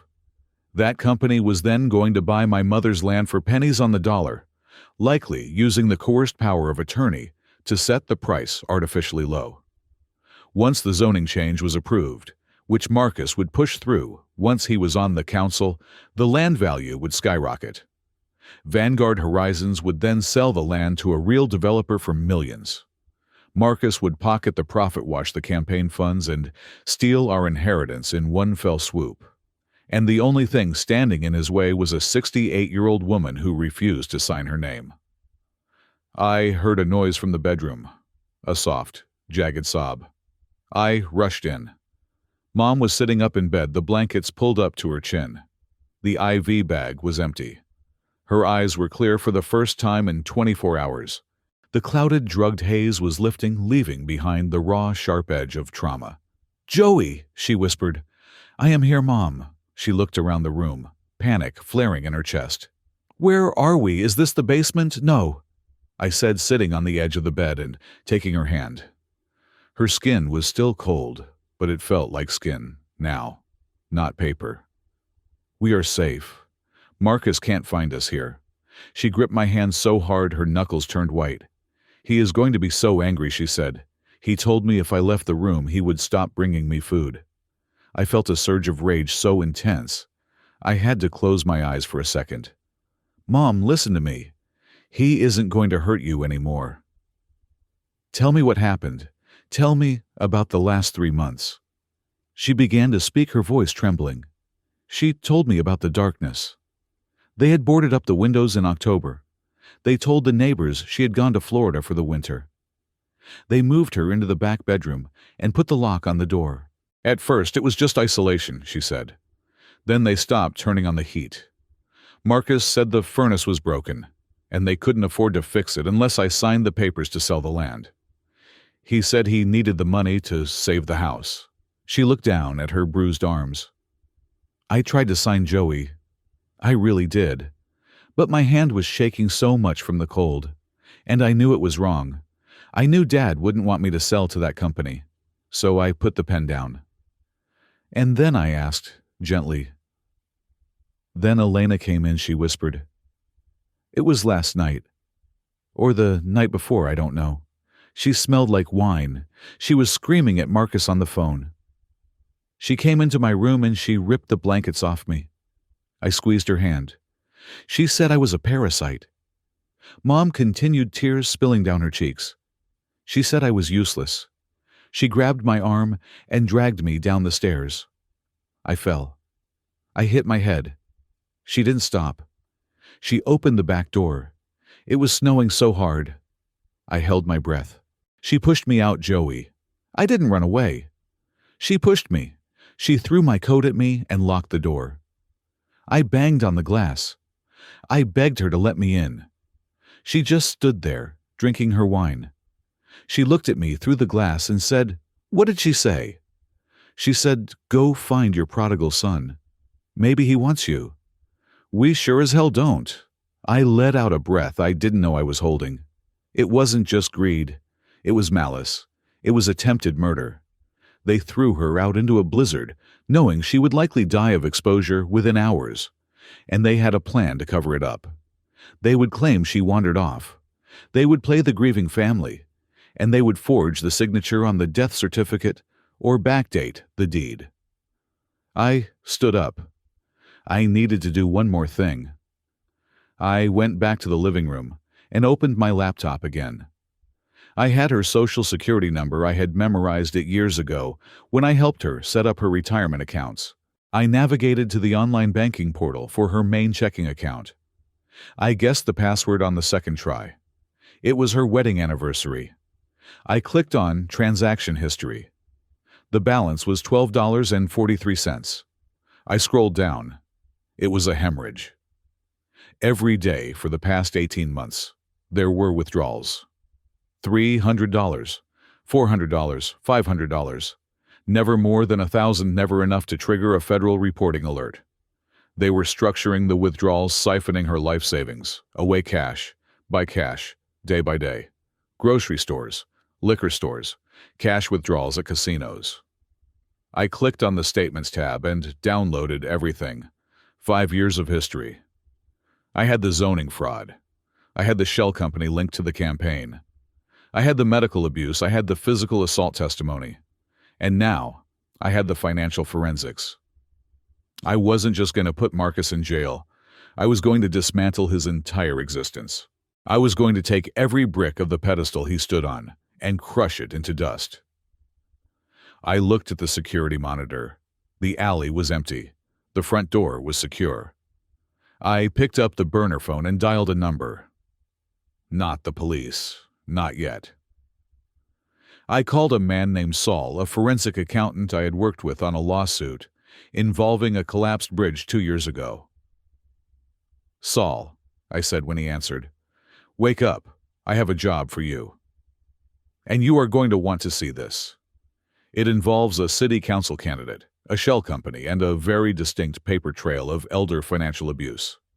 "Send it," Saul said. I hit send on the encrypted email.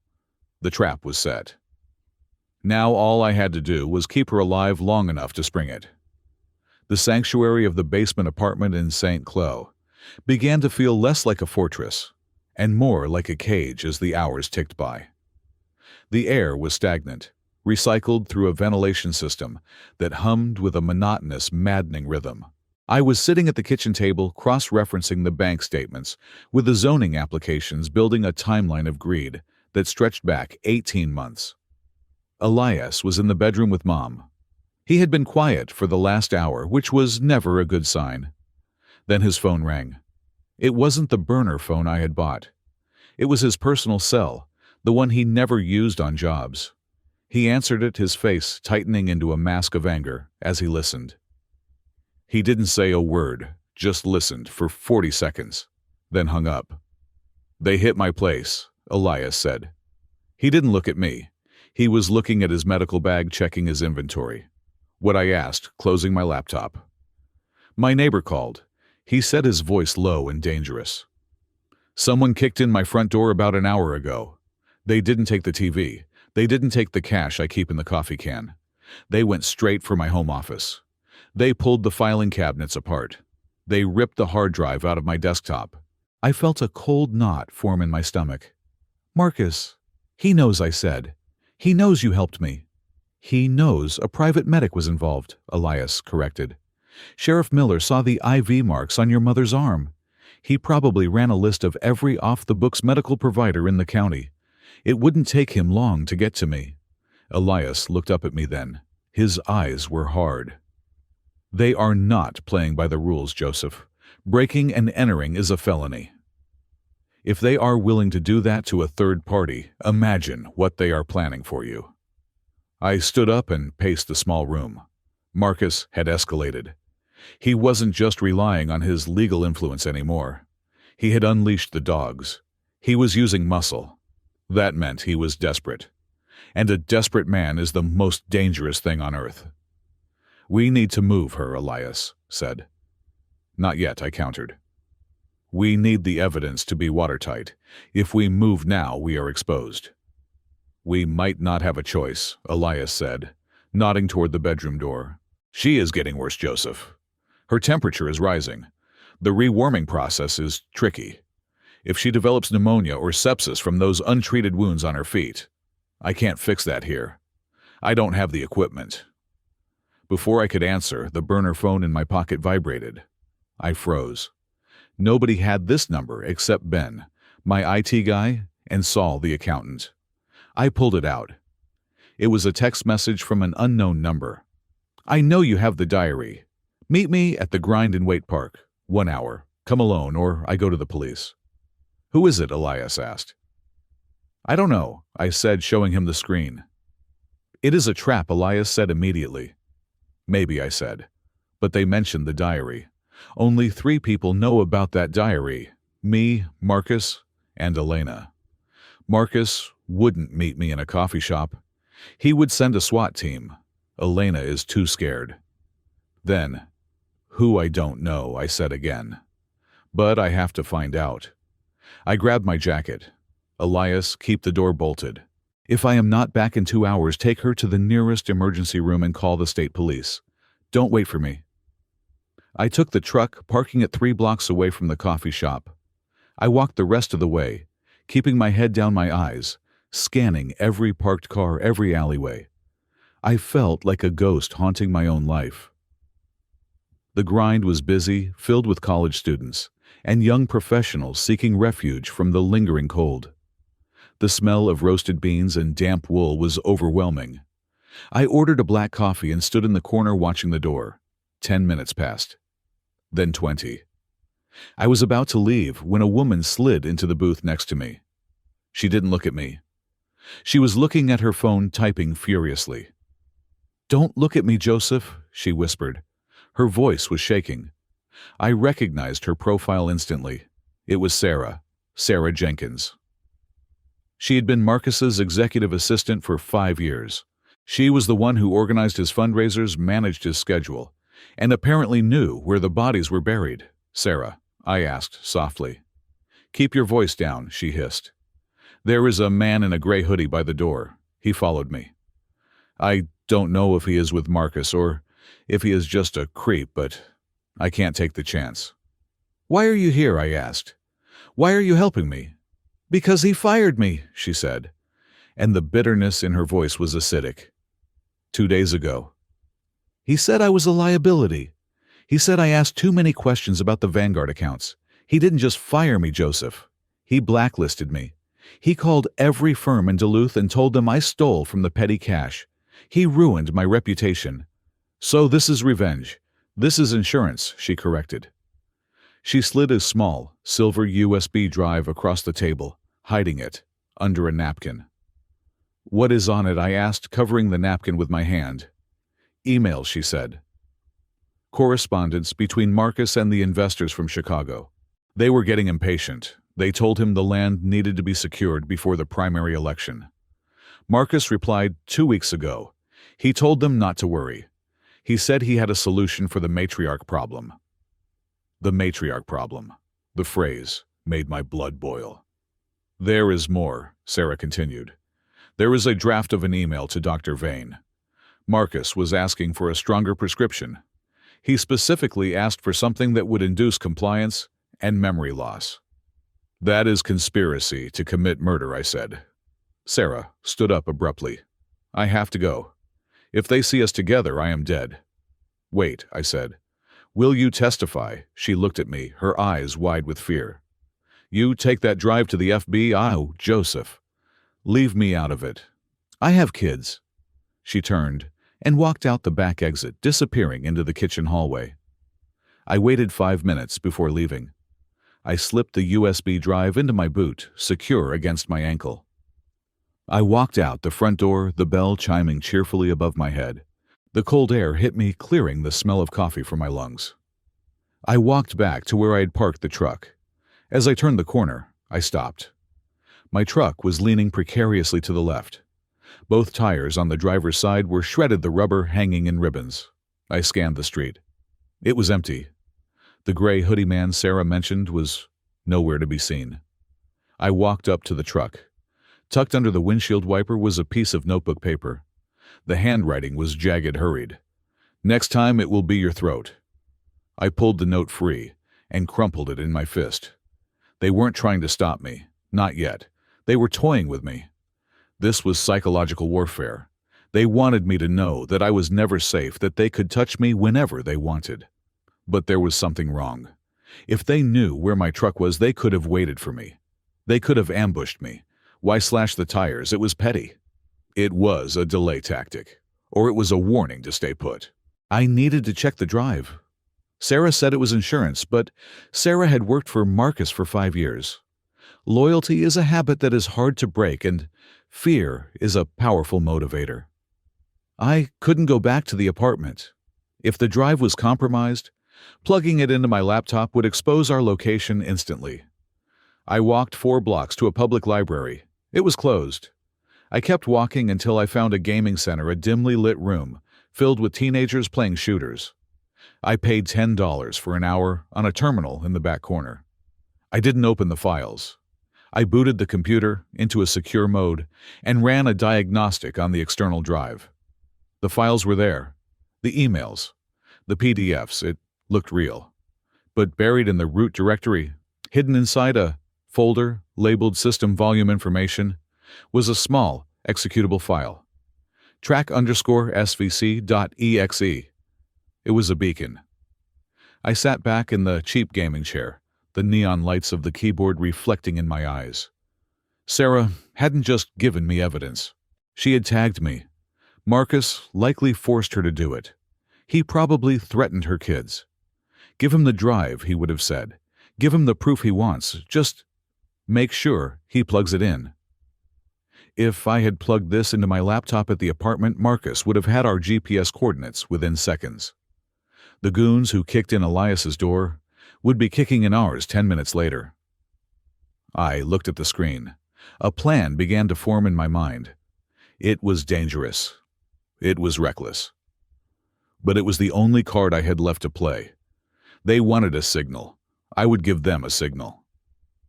I copied the beacon file onto the library computer's desktop. I didn't run it. Not yet. I needed to control where and when it pinged. I left the gaming center and called a tow truck for my vehicle. I had them tow it to a repair shop on the other side of town, paying the driver extra to drop me off near the apartment. When I got back, the atmosphere in the bunker had shifted from tense to critical. Elias met me at the door. He didn't ask about the meeting. He just shook his head. "She is crashing, Joseph." I ran into the bedroom. Mom was thrashing on the bed, her skin burning hot to the touch. Her breath was coming in short, rattling gasps. "It is pneumonia," Elias said, standing behind me. "And her heart rate is irregular. The stress on her system is too much. She needs a ventilator, Joseph. She needs antibiotics that I don't have." I looked at her. My mother. The woman who had been a titan in my childhood was now fighting for every breath. "We have to take her in," I said. "If we take her to the local hospital, Elias warned Marcus will know within an hour. Hospitals have mandatory reporting for elder abuse cases. The police will be called. Miller will be notified." "I know," I said. I looked at the USB drive in my hand. "I have a way to buy us time," I said. "A way to pull Marcus and his dogs away from the scent." How, Elias asked. I held up the drive. "He thinks this is his homing beacon. He thinks I am going to run to the nearest police station or news outlet with it. So I am going to send him on a wild goose chase." I explained the plan. I would take the library computer, or rather I would access a remote server and activate the beacon. But I wouldn't activate it here. I would spoof the IP address. I would make it look like the signal was coming from a motel in Fargo, North Dakota, 3 hours west of here. Marcus would see the ping. He would think we were running for the state line. He would send everything he had, his goons, his crooked cops himself, to Fargo to intercept us.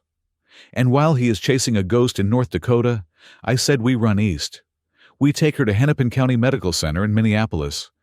It is the biggest trauma center in the state. Too big for Marcus to control. Too many doctors. Too many witnesses. "It is a gamble," Elias said. "If he realizes it is a spoof, he won't," I said. "He is arrogant. He thinks he is the only one who understands technology.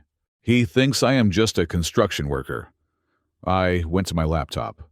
I didn't plug in the drive. I used a secure VPN to tunnel into a public server in Fargo. I uploaded the beacon code, I had memorized the signature of the malware, and triggered a handshake protocol. It was a digital shout into the void. "Here I am." I waited 5 minutes. My burner phone buzzed. It wasn't a text. It was a notification from the camera I had left, watching the alley behind the motel in Duluth. I pulled up the feed. The Land Rover was peeling out of the driveway. Marcus was on the move. He was heading west. "It worked," I whispered. I turned to Elias. "Get her ready. We are leaving." We wrapped Mom in every blanket we had. I carried her out to Elias's car, an old Subaru that was far less conspicuous than my truck. As I laid her in the back seat, she opened her eyes. They were glassy, feverish. "Joey," she rasped. "I am here, Mom.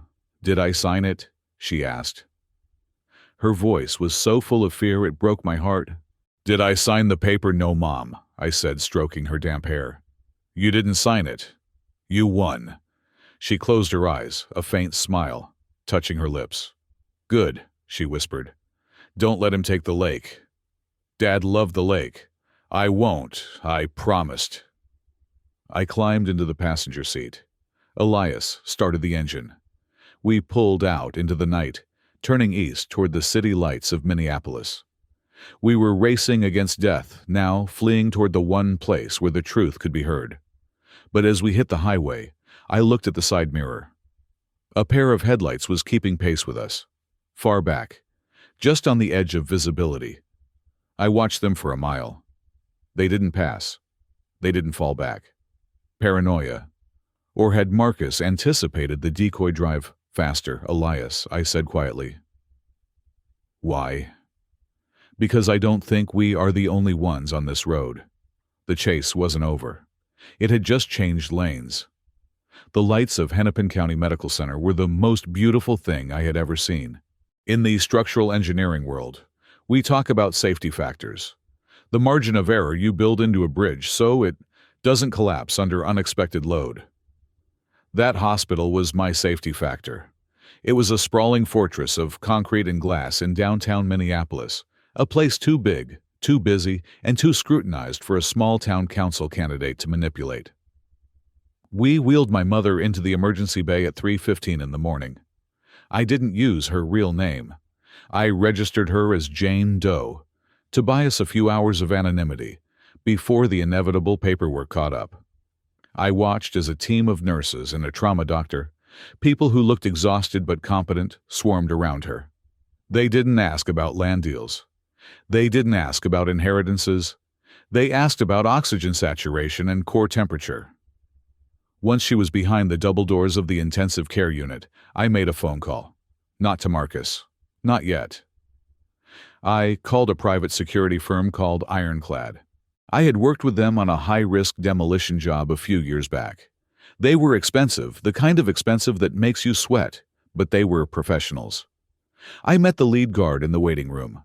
I transferred $25,000 from my savings account, nearly everything I had set aside for a down payment on a house, to their firm. Nobody gets into room 412, I told him. Not the police. Not the sheriff of Duluth. Not a man named Marcus Davis. If the Pope shows up, you check his ID and call me first. The guard, a man whose neck was wider than my head, just nodded. Consider it done, Mr. Davis. With my mother safe behind a wall of modern medicine and private muscle, the fear that had been driving me for the last 24 hours evaporated. And in its place, a cold, crystalline rage settled in. It was time to go on the offensive. I drove back to Duluth alone. Elias offered to come, but I refused. This part had to be just me. It had to look like a surrender. I pulled into the city limits as the sun was coming up. The storm had passed, leaving the world buried under a pristine, blindingly white blanket of snow. It looked innocent. It looked clean. It was a lie. I picked up my burner phone and dialed Marcus. He answered on the first ring. I am done, Marcus, I said. My voice was raspy, broken. I sounded exactly like a man who had spent 2 days running and had finally hit a wall. Where are you? He demanded. His voice was sharp, anxious. He had probably spent the night chasing my digital ghost to Fargo. I am at the house, I lied. Well, it was a half lie. I was 5 minutes away. She is sick, Marcus. Really sick. I can't do this. I don't have the money for a hospital. I don't have the money for a lawyer. There was a pause. Then the relief in his voice was palpable. You are making the right choice, Joey. Finally, I want the deal, I said. The 20%, $500,000. Cash transfer today. Done, Marcus said instantly. I will have the lawyer draft the settlement. We will meet you at the house in 2 hours. Do not move. 2 hours. That was all the time I had. I parked my truck 2 streets over, in a neighborhood that was still asleep. I walked to the house, moving through the backyard's vaulting fences that were half buried in snow.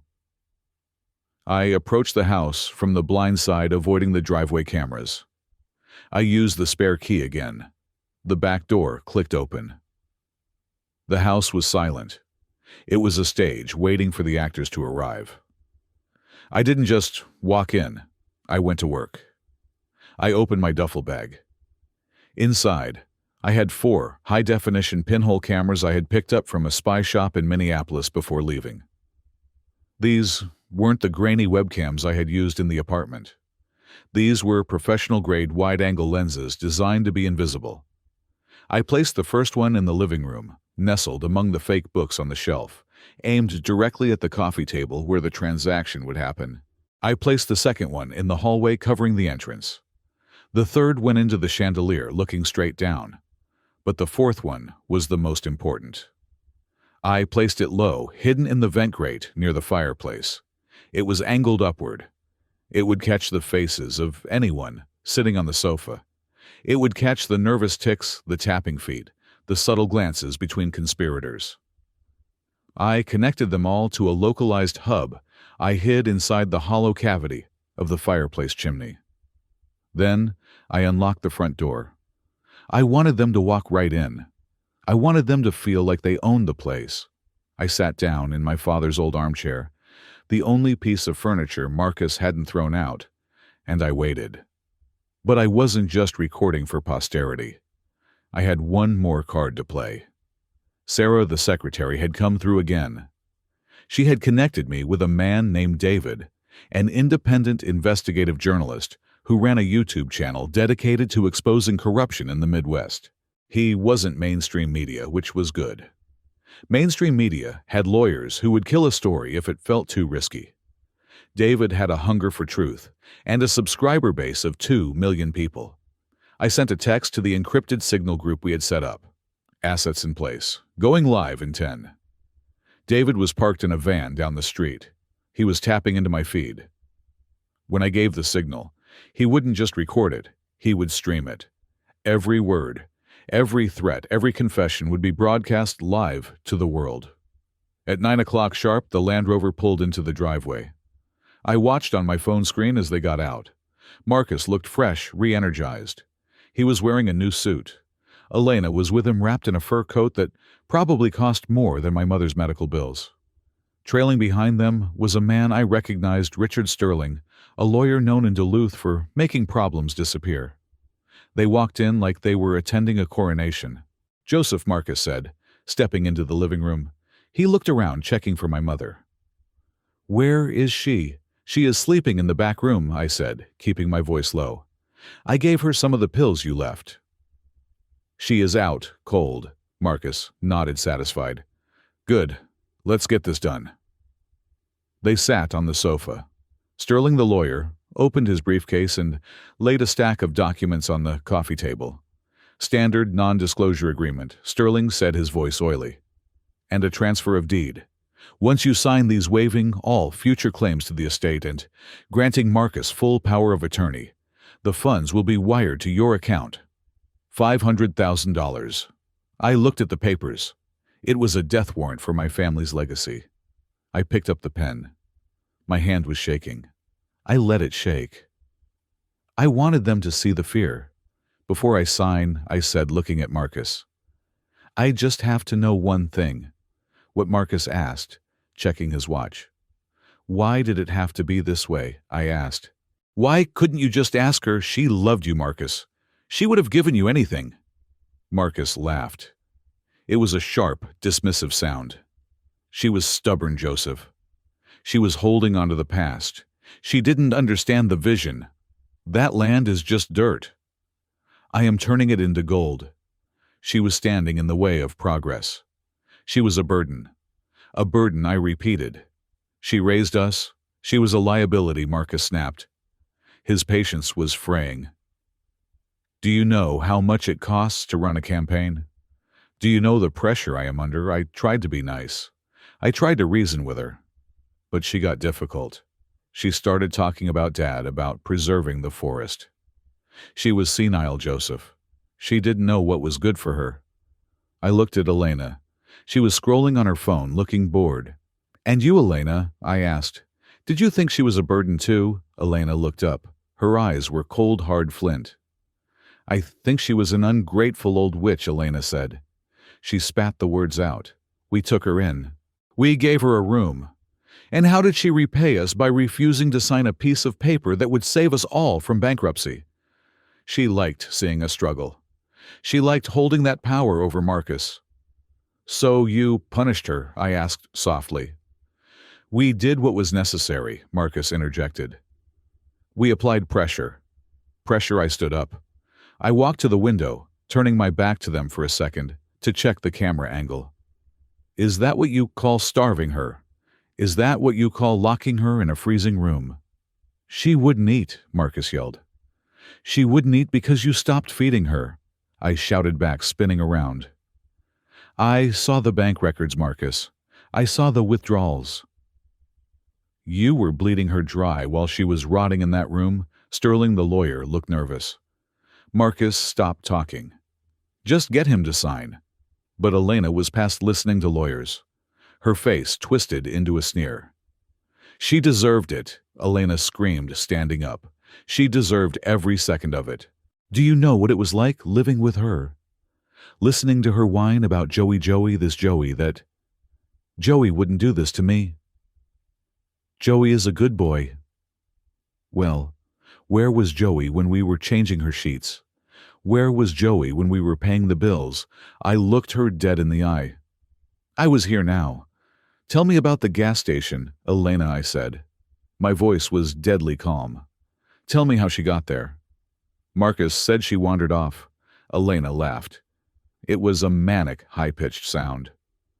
"Wandered off? She couldn't walk 10 feet. She was crawling on the floor like a baby." "Then how I put her there," Elena shrieked. The silence in the room following her admission was absolute. Even Marcus looked shocked. "I drove her there," Elena continued, her voice trembling with rage. "She wouldn't sign. She kept crying. I was sick of it. I told her if she wanted to be cold, I would show her what cold really was. I dragged her into the car. I drove her to Pete's. I threw her out and told her to walk to her precious son. I figured if she froze, at least the problem would be solved. At least we would get the inheritance without the hassle." Marcus stood up, his face pale. "Elena, shut up." "No," Elena yelled. "I am tired of hiding it. Yes, I turned off the heat. Yes, I threw her out because I am the only one in this family with the guts to do what needed to be done to secure our future." I looked at Marcus. He wasn't looking at me. He was looking at Elena with pure horror. Not because of what she did, but because she had said it out loud in front of the lawyer. I looked down at the coffee table. The contract was still there. The pen was still there. But I wasn't looking at the contract. I was looking at the small red light on the smoke detector in the hallway, not the one Marcus installed, but the reflection of the hidden camera in the vent. I reached into my pocket. I didn't pull out a pen. I pulled out my phone.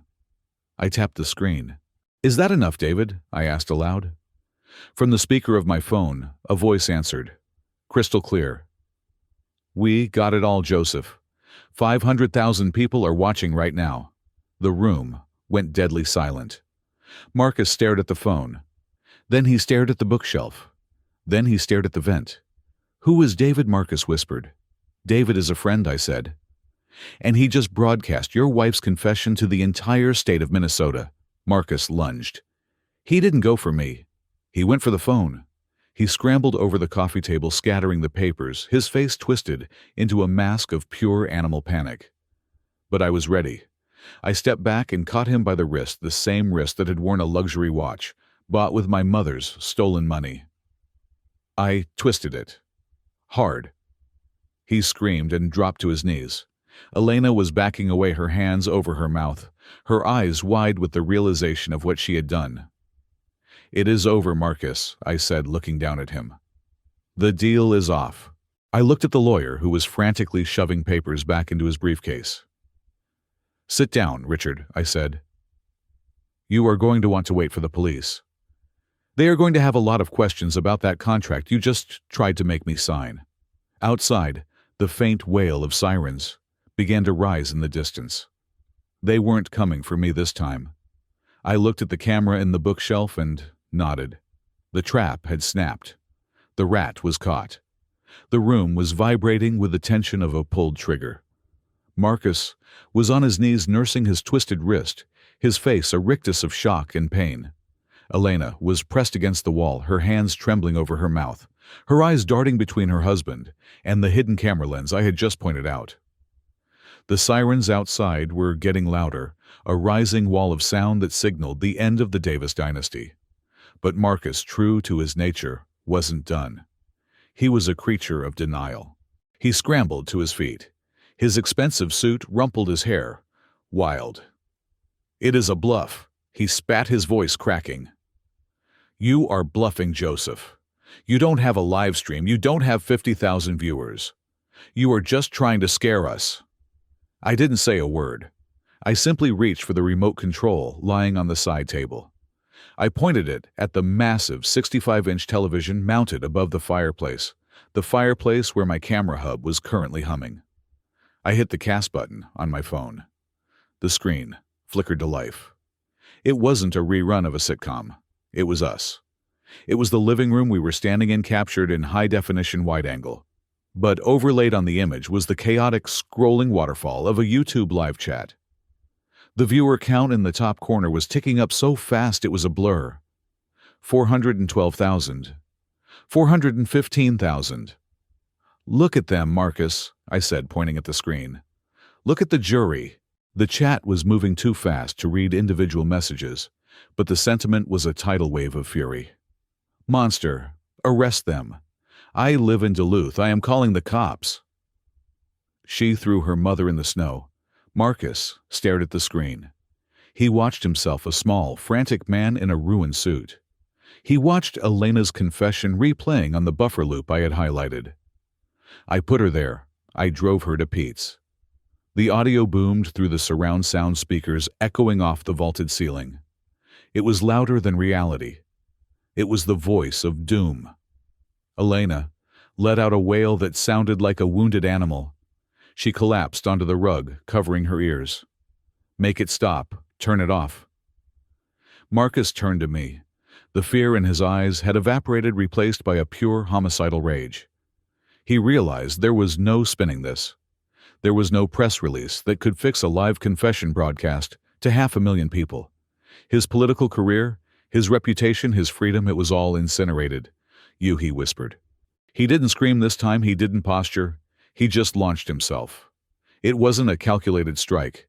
It was a feral lunge.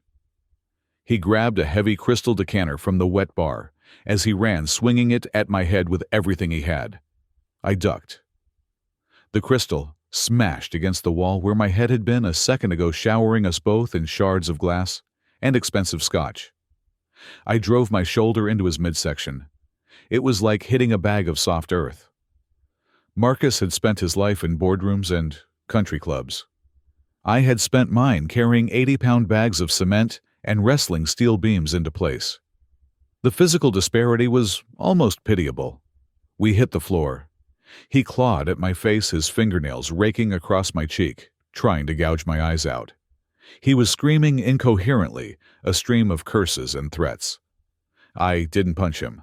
I didn't want to break his jaw. I wanted to restrain him. I grabbed his wrists, the one I had already twisted, and the one holding the jagged remains of the decanter handle, and pinned them to the hardwood floor. "Stop!" I roared. "It is over, Marcus," he spat in my face. "It is never over. I will bury you. I will kill you." The front door exploded inward. There was no knock, no doorbell, just the thunderous crash of a battering ram hitting solid oak.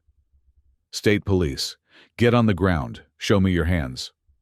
A dozen troopers in tactical gear poured into the hallway. Their rifles raised their voices, overlapping in a chaotic symphony of command. This wasn't Sheriff Miller's department. These were the Minnesota State Patrol, backed by what looked like federal agents. The USB drive data had obviously reached the right desks. I rolled off Marcus and raised my hands, staying on my knees. "He is the aggressor," Marcus screamed, pointing a shaking finger at me as he scrambled backward. "He broke in. He attacked me. I am Councilman Davis. This man is a lunatic." Two troopers were on him instantly. They didn't care about his title. They saw a man screaming and resisting. They forced him face down onto the rug, his arms wrenched behind his back. The click of handcuffs was the sweetest sound I had ever heard. "Get off me!" Marcus bellowed, thrashing against the weight of the officers. "Do you know who I am? I have dinner with the governor. This is a mistake. You will all lose your badges." Elena was cornered by a female officer near the fireplace. She wasn't fighting. She was dissolving. It was him, she sobbed, pointing a manicured finger at her husband. "He made me do it. I wanted to call the ambulance. He said we had to wait. He said she had to sign. The betrayal was immediate and absolute. The partnership of greed had shattered the moment the handcuffs came out." I slowly stood up, keeping my hands visible. "I am Joseph Davis," I said to the lead officer, a tall man with eyes like flint. "I am the one who called David. The cameras are mine." The officer looked at me then at the TV screen where the live stream was still running, capturing the arrest in real time for the world to see. "Turn it off, Mr. Davis," he said. I picked up the remote and killed the screen. The room plunged into sudden, heavy silence, broken only by Marcus's panting and Elena's sobbing. "Secure the scene," the officer barked. "No one leaves." I watched as they approached Richard Sterling. The lawyer had been trying to blend into the upholstery of the armchair, his briefcase clutched to his chest like a life preserver. "Sir, stand up," a trooper ordered. "I am just legal counsel." Sterling stammered, his face the color of ash. "I am not involved in the personal disputes of the family. I was just here to facilitate a standard property transfer." "Open the bag," the trooper said. Sterling hesitated. "That is privileged attorney-client material. Open the bag." Sterling popped the latches with trembling fingers. The trooper reached in and pulled out the stack of papers. He didn't look at the deed. He pulled out a document that was sitting underneath it, still warm from the printer. It was a last will and testament. I stepped closer, ignoring the officer's hand telling me to stay back. "It is dated today," the trooper noted, reading the header. "But the signature," he held it up. There was a signature at the bottom. Martha Davis. It was shaky, jagged, barely legible. "She isn't even dead yet," I said, my voice cold. "And they already forged her will." Marcus, pinned to the floor, lifted his head. "It was a draft," he choked out. "It was just a draft for her review." "With a signature?" the trooper asked. "A signature that matches the handwriting samples we will undoubtedly find in your office. That is forgery, Mr. Davis." "That is fraud." The officer looked at Marcus with pure disgust. "You didn't just try to steal her land. You were pre-writing her obituary." They hauled Marcus up. He looked small now. The grandeur was gone. The arrogance was stripped away. He looked like exactly what he was, a thief in a suit. As they dragged him past me, he stopped, struggling for a second. He looked me in the eye. There was no more hate, just a terrifying, abyssal emptiness. "You burned the house down, Joey," he whispered. "You burned it all down." "No, Marcus," I said. "I just turned on the lights." They marched him out the door. The flashing lights of the cruisers bathed the snowy front lawn in a rhythmic wash of red and blue. A crowd had gathered at the perimeter tape, neighbors, dog walkers, and the curious who had seen the stream and run down the block. When Marcus appeared in cuffs, a roar went up from the crowd. It wasn't a cheer. It was a sound of collective outrage. These were the people he had shaken hands with. These were the voters he had promised to protect. "Traitor," someone shouted. "You left your mother to freeze," another voice screamed. I saw a snowball fly from the crowd. It hit Marcus squarely in the chest, exploding into white powder against his dark coat. He flinched, shrinking into himself. Elena was brought out next. She had stopped crying and had adopted a mask of stony dissociation. She didn't look at the crowd. She didn't look at the house. She looked like a woman who was already calculating her plea deal. Sterling was last, walking with his head down, shielding his face with his briefcase, his legal career effectively over. The lead officer turned to me. "Mr. Davis, we will need your statement, and we need to secure the original recordings." I pointed to the fireplace. "The hub is in the chimney." The USB drive with the emails is in my pocket. He nodded. You did a hell of a thing, son. Risky. Stupid, maybe. But effective. Is she safe? I asked. That is all I care about. The officer softened. We have a detail at Hennepin County Medical Center. Nobody gets near her without a badge and a biometric scan. Your friend Elias gave a full statement to the agents in Minneapolis. He is a good man. I walked to the window and watched the convoy pull away. The sirens faded into the distance, leaving only the murmur of the crowd and the wind rustling the spruce trees. I looked around the living room. It was a wreck. Broken glass, spilled scotch, overturned furniture. It looked like a war zone, and in a way it was. I felt a strange sensation in my chest. I expected triumph. I expected the rush of victory. I had slain the dragon. I had saved the damsel. I had exposed the villain to the world, but I didn't feel triumphant. I felt hollow. I looked at the family photos that Marcus hadn't thrown out, the ones hidden in the drawers I had raided earlier. A picture of me and Marcus fishing on the dock when we were 12. He was smiling, holding up a bass. I was looking at him with adoration. We were brothers. We shared blood. We shared history. And I had just sent him to prison for 15 years. It was necessary. I knew that. He was a monster who would have killed our mother for a plot of dirt. But the tragedy of it, the sheer unnecessary waste of a life, of a family, was a heavy stone in my gut. I walked over to the TV and stared at the black screen. The comments were gone. The viewers had moved on to the next viral sensation. The show was over. But for me, the cleanup was just beginning.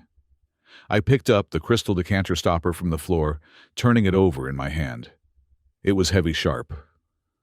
I am sorry, Mom, I whispered to the empty room. I am sorry it took a hurricane to clear the air.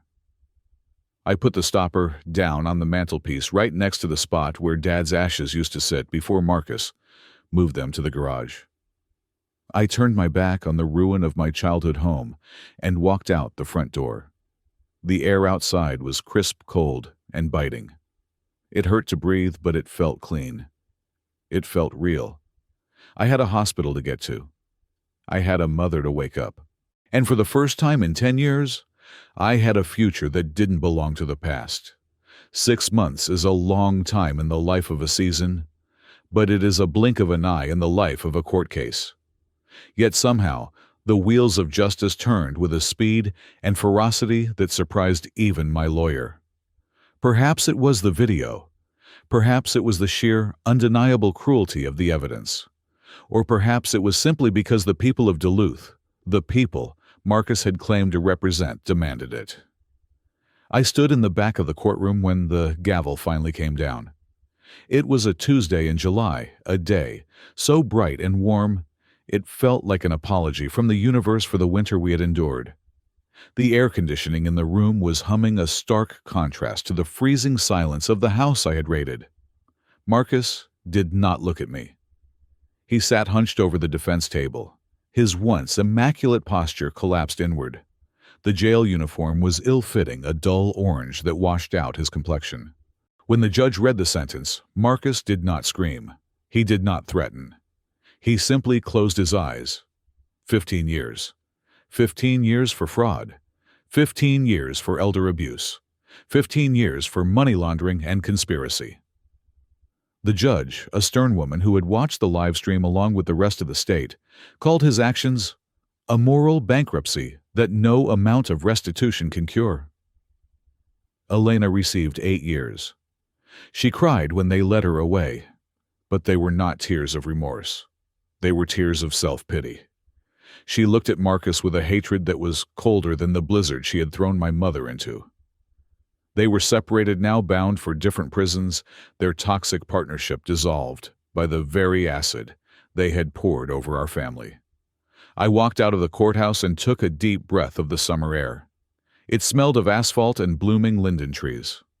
I felt a weight lift off my shoulders, a physical release of tension that I had been carrying for a decade. For it wasn't joy. It wasn't gloating. It was simply the feeling of setting down a heavy load after walking a long, long road.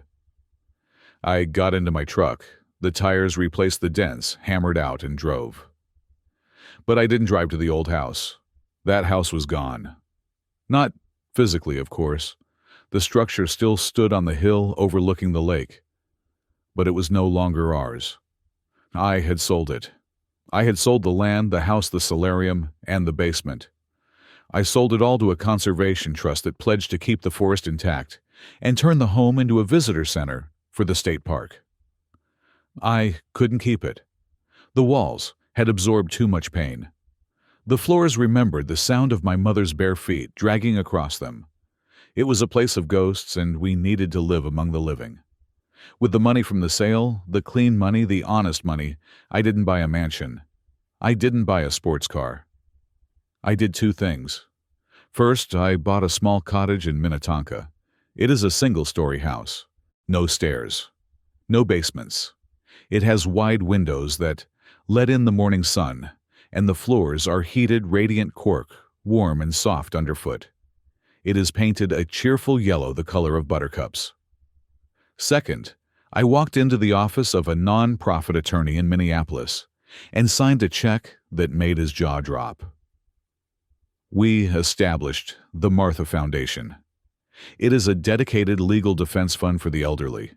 It pays for lawyers, private investigators, and forensic accountants to help seniors who are being exploited by their families or caregivers.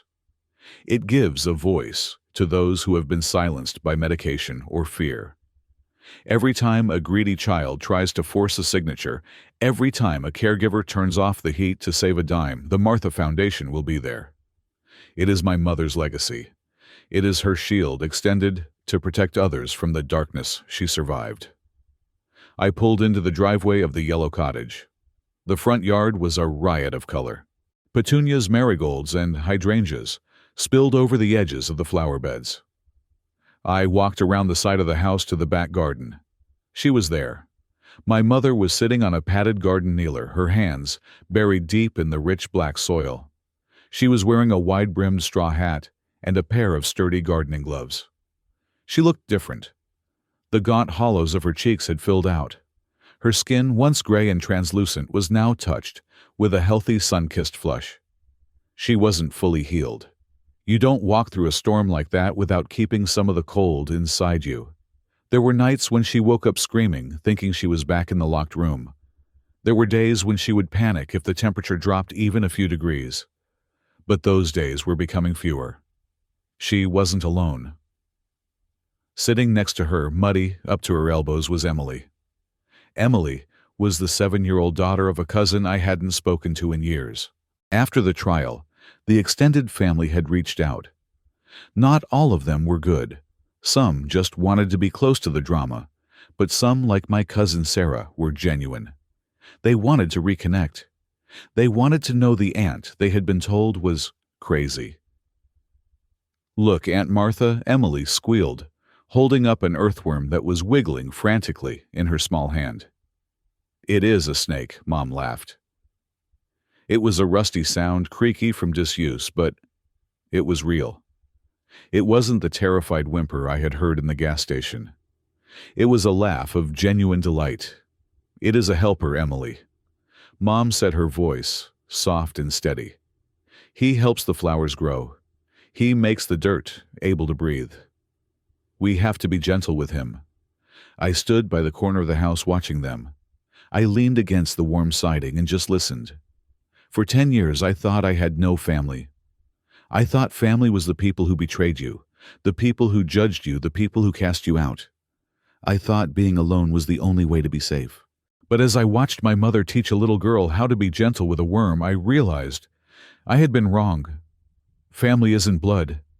Blood is just biology. Blood is what Marcus shared with me, and look where that led us. Family is the people who answer the phone at 3 in the morning. Family is the medic who risks his license to treat a patient in a motel room. Family is the secretary who steals data to save a woman she barely knows.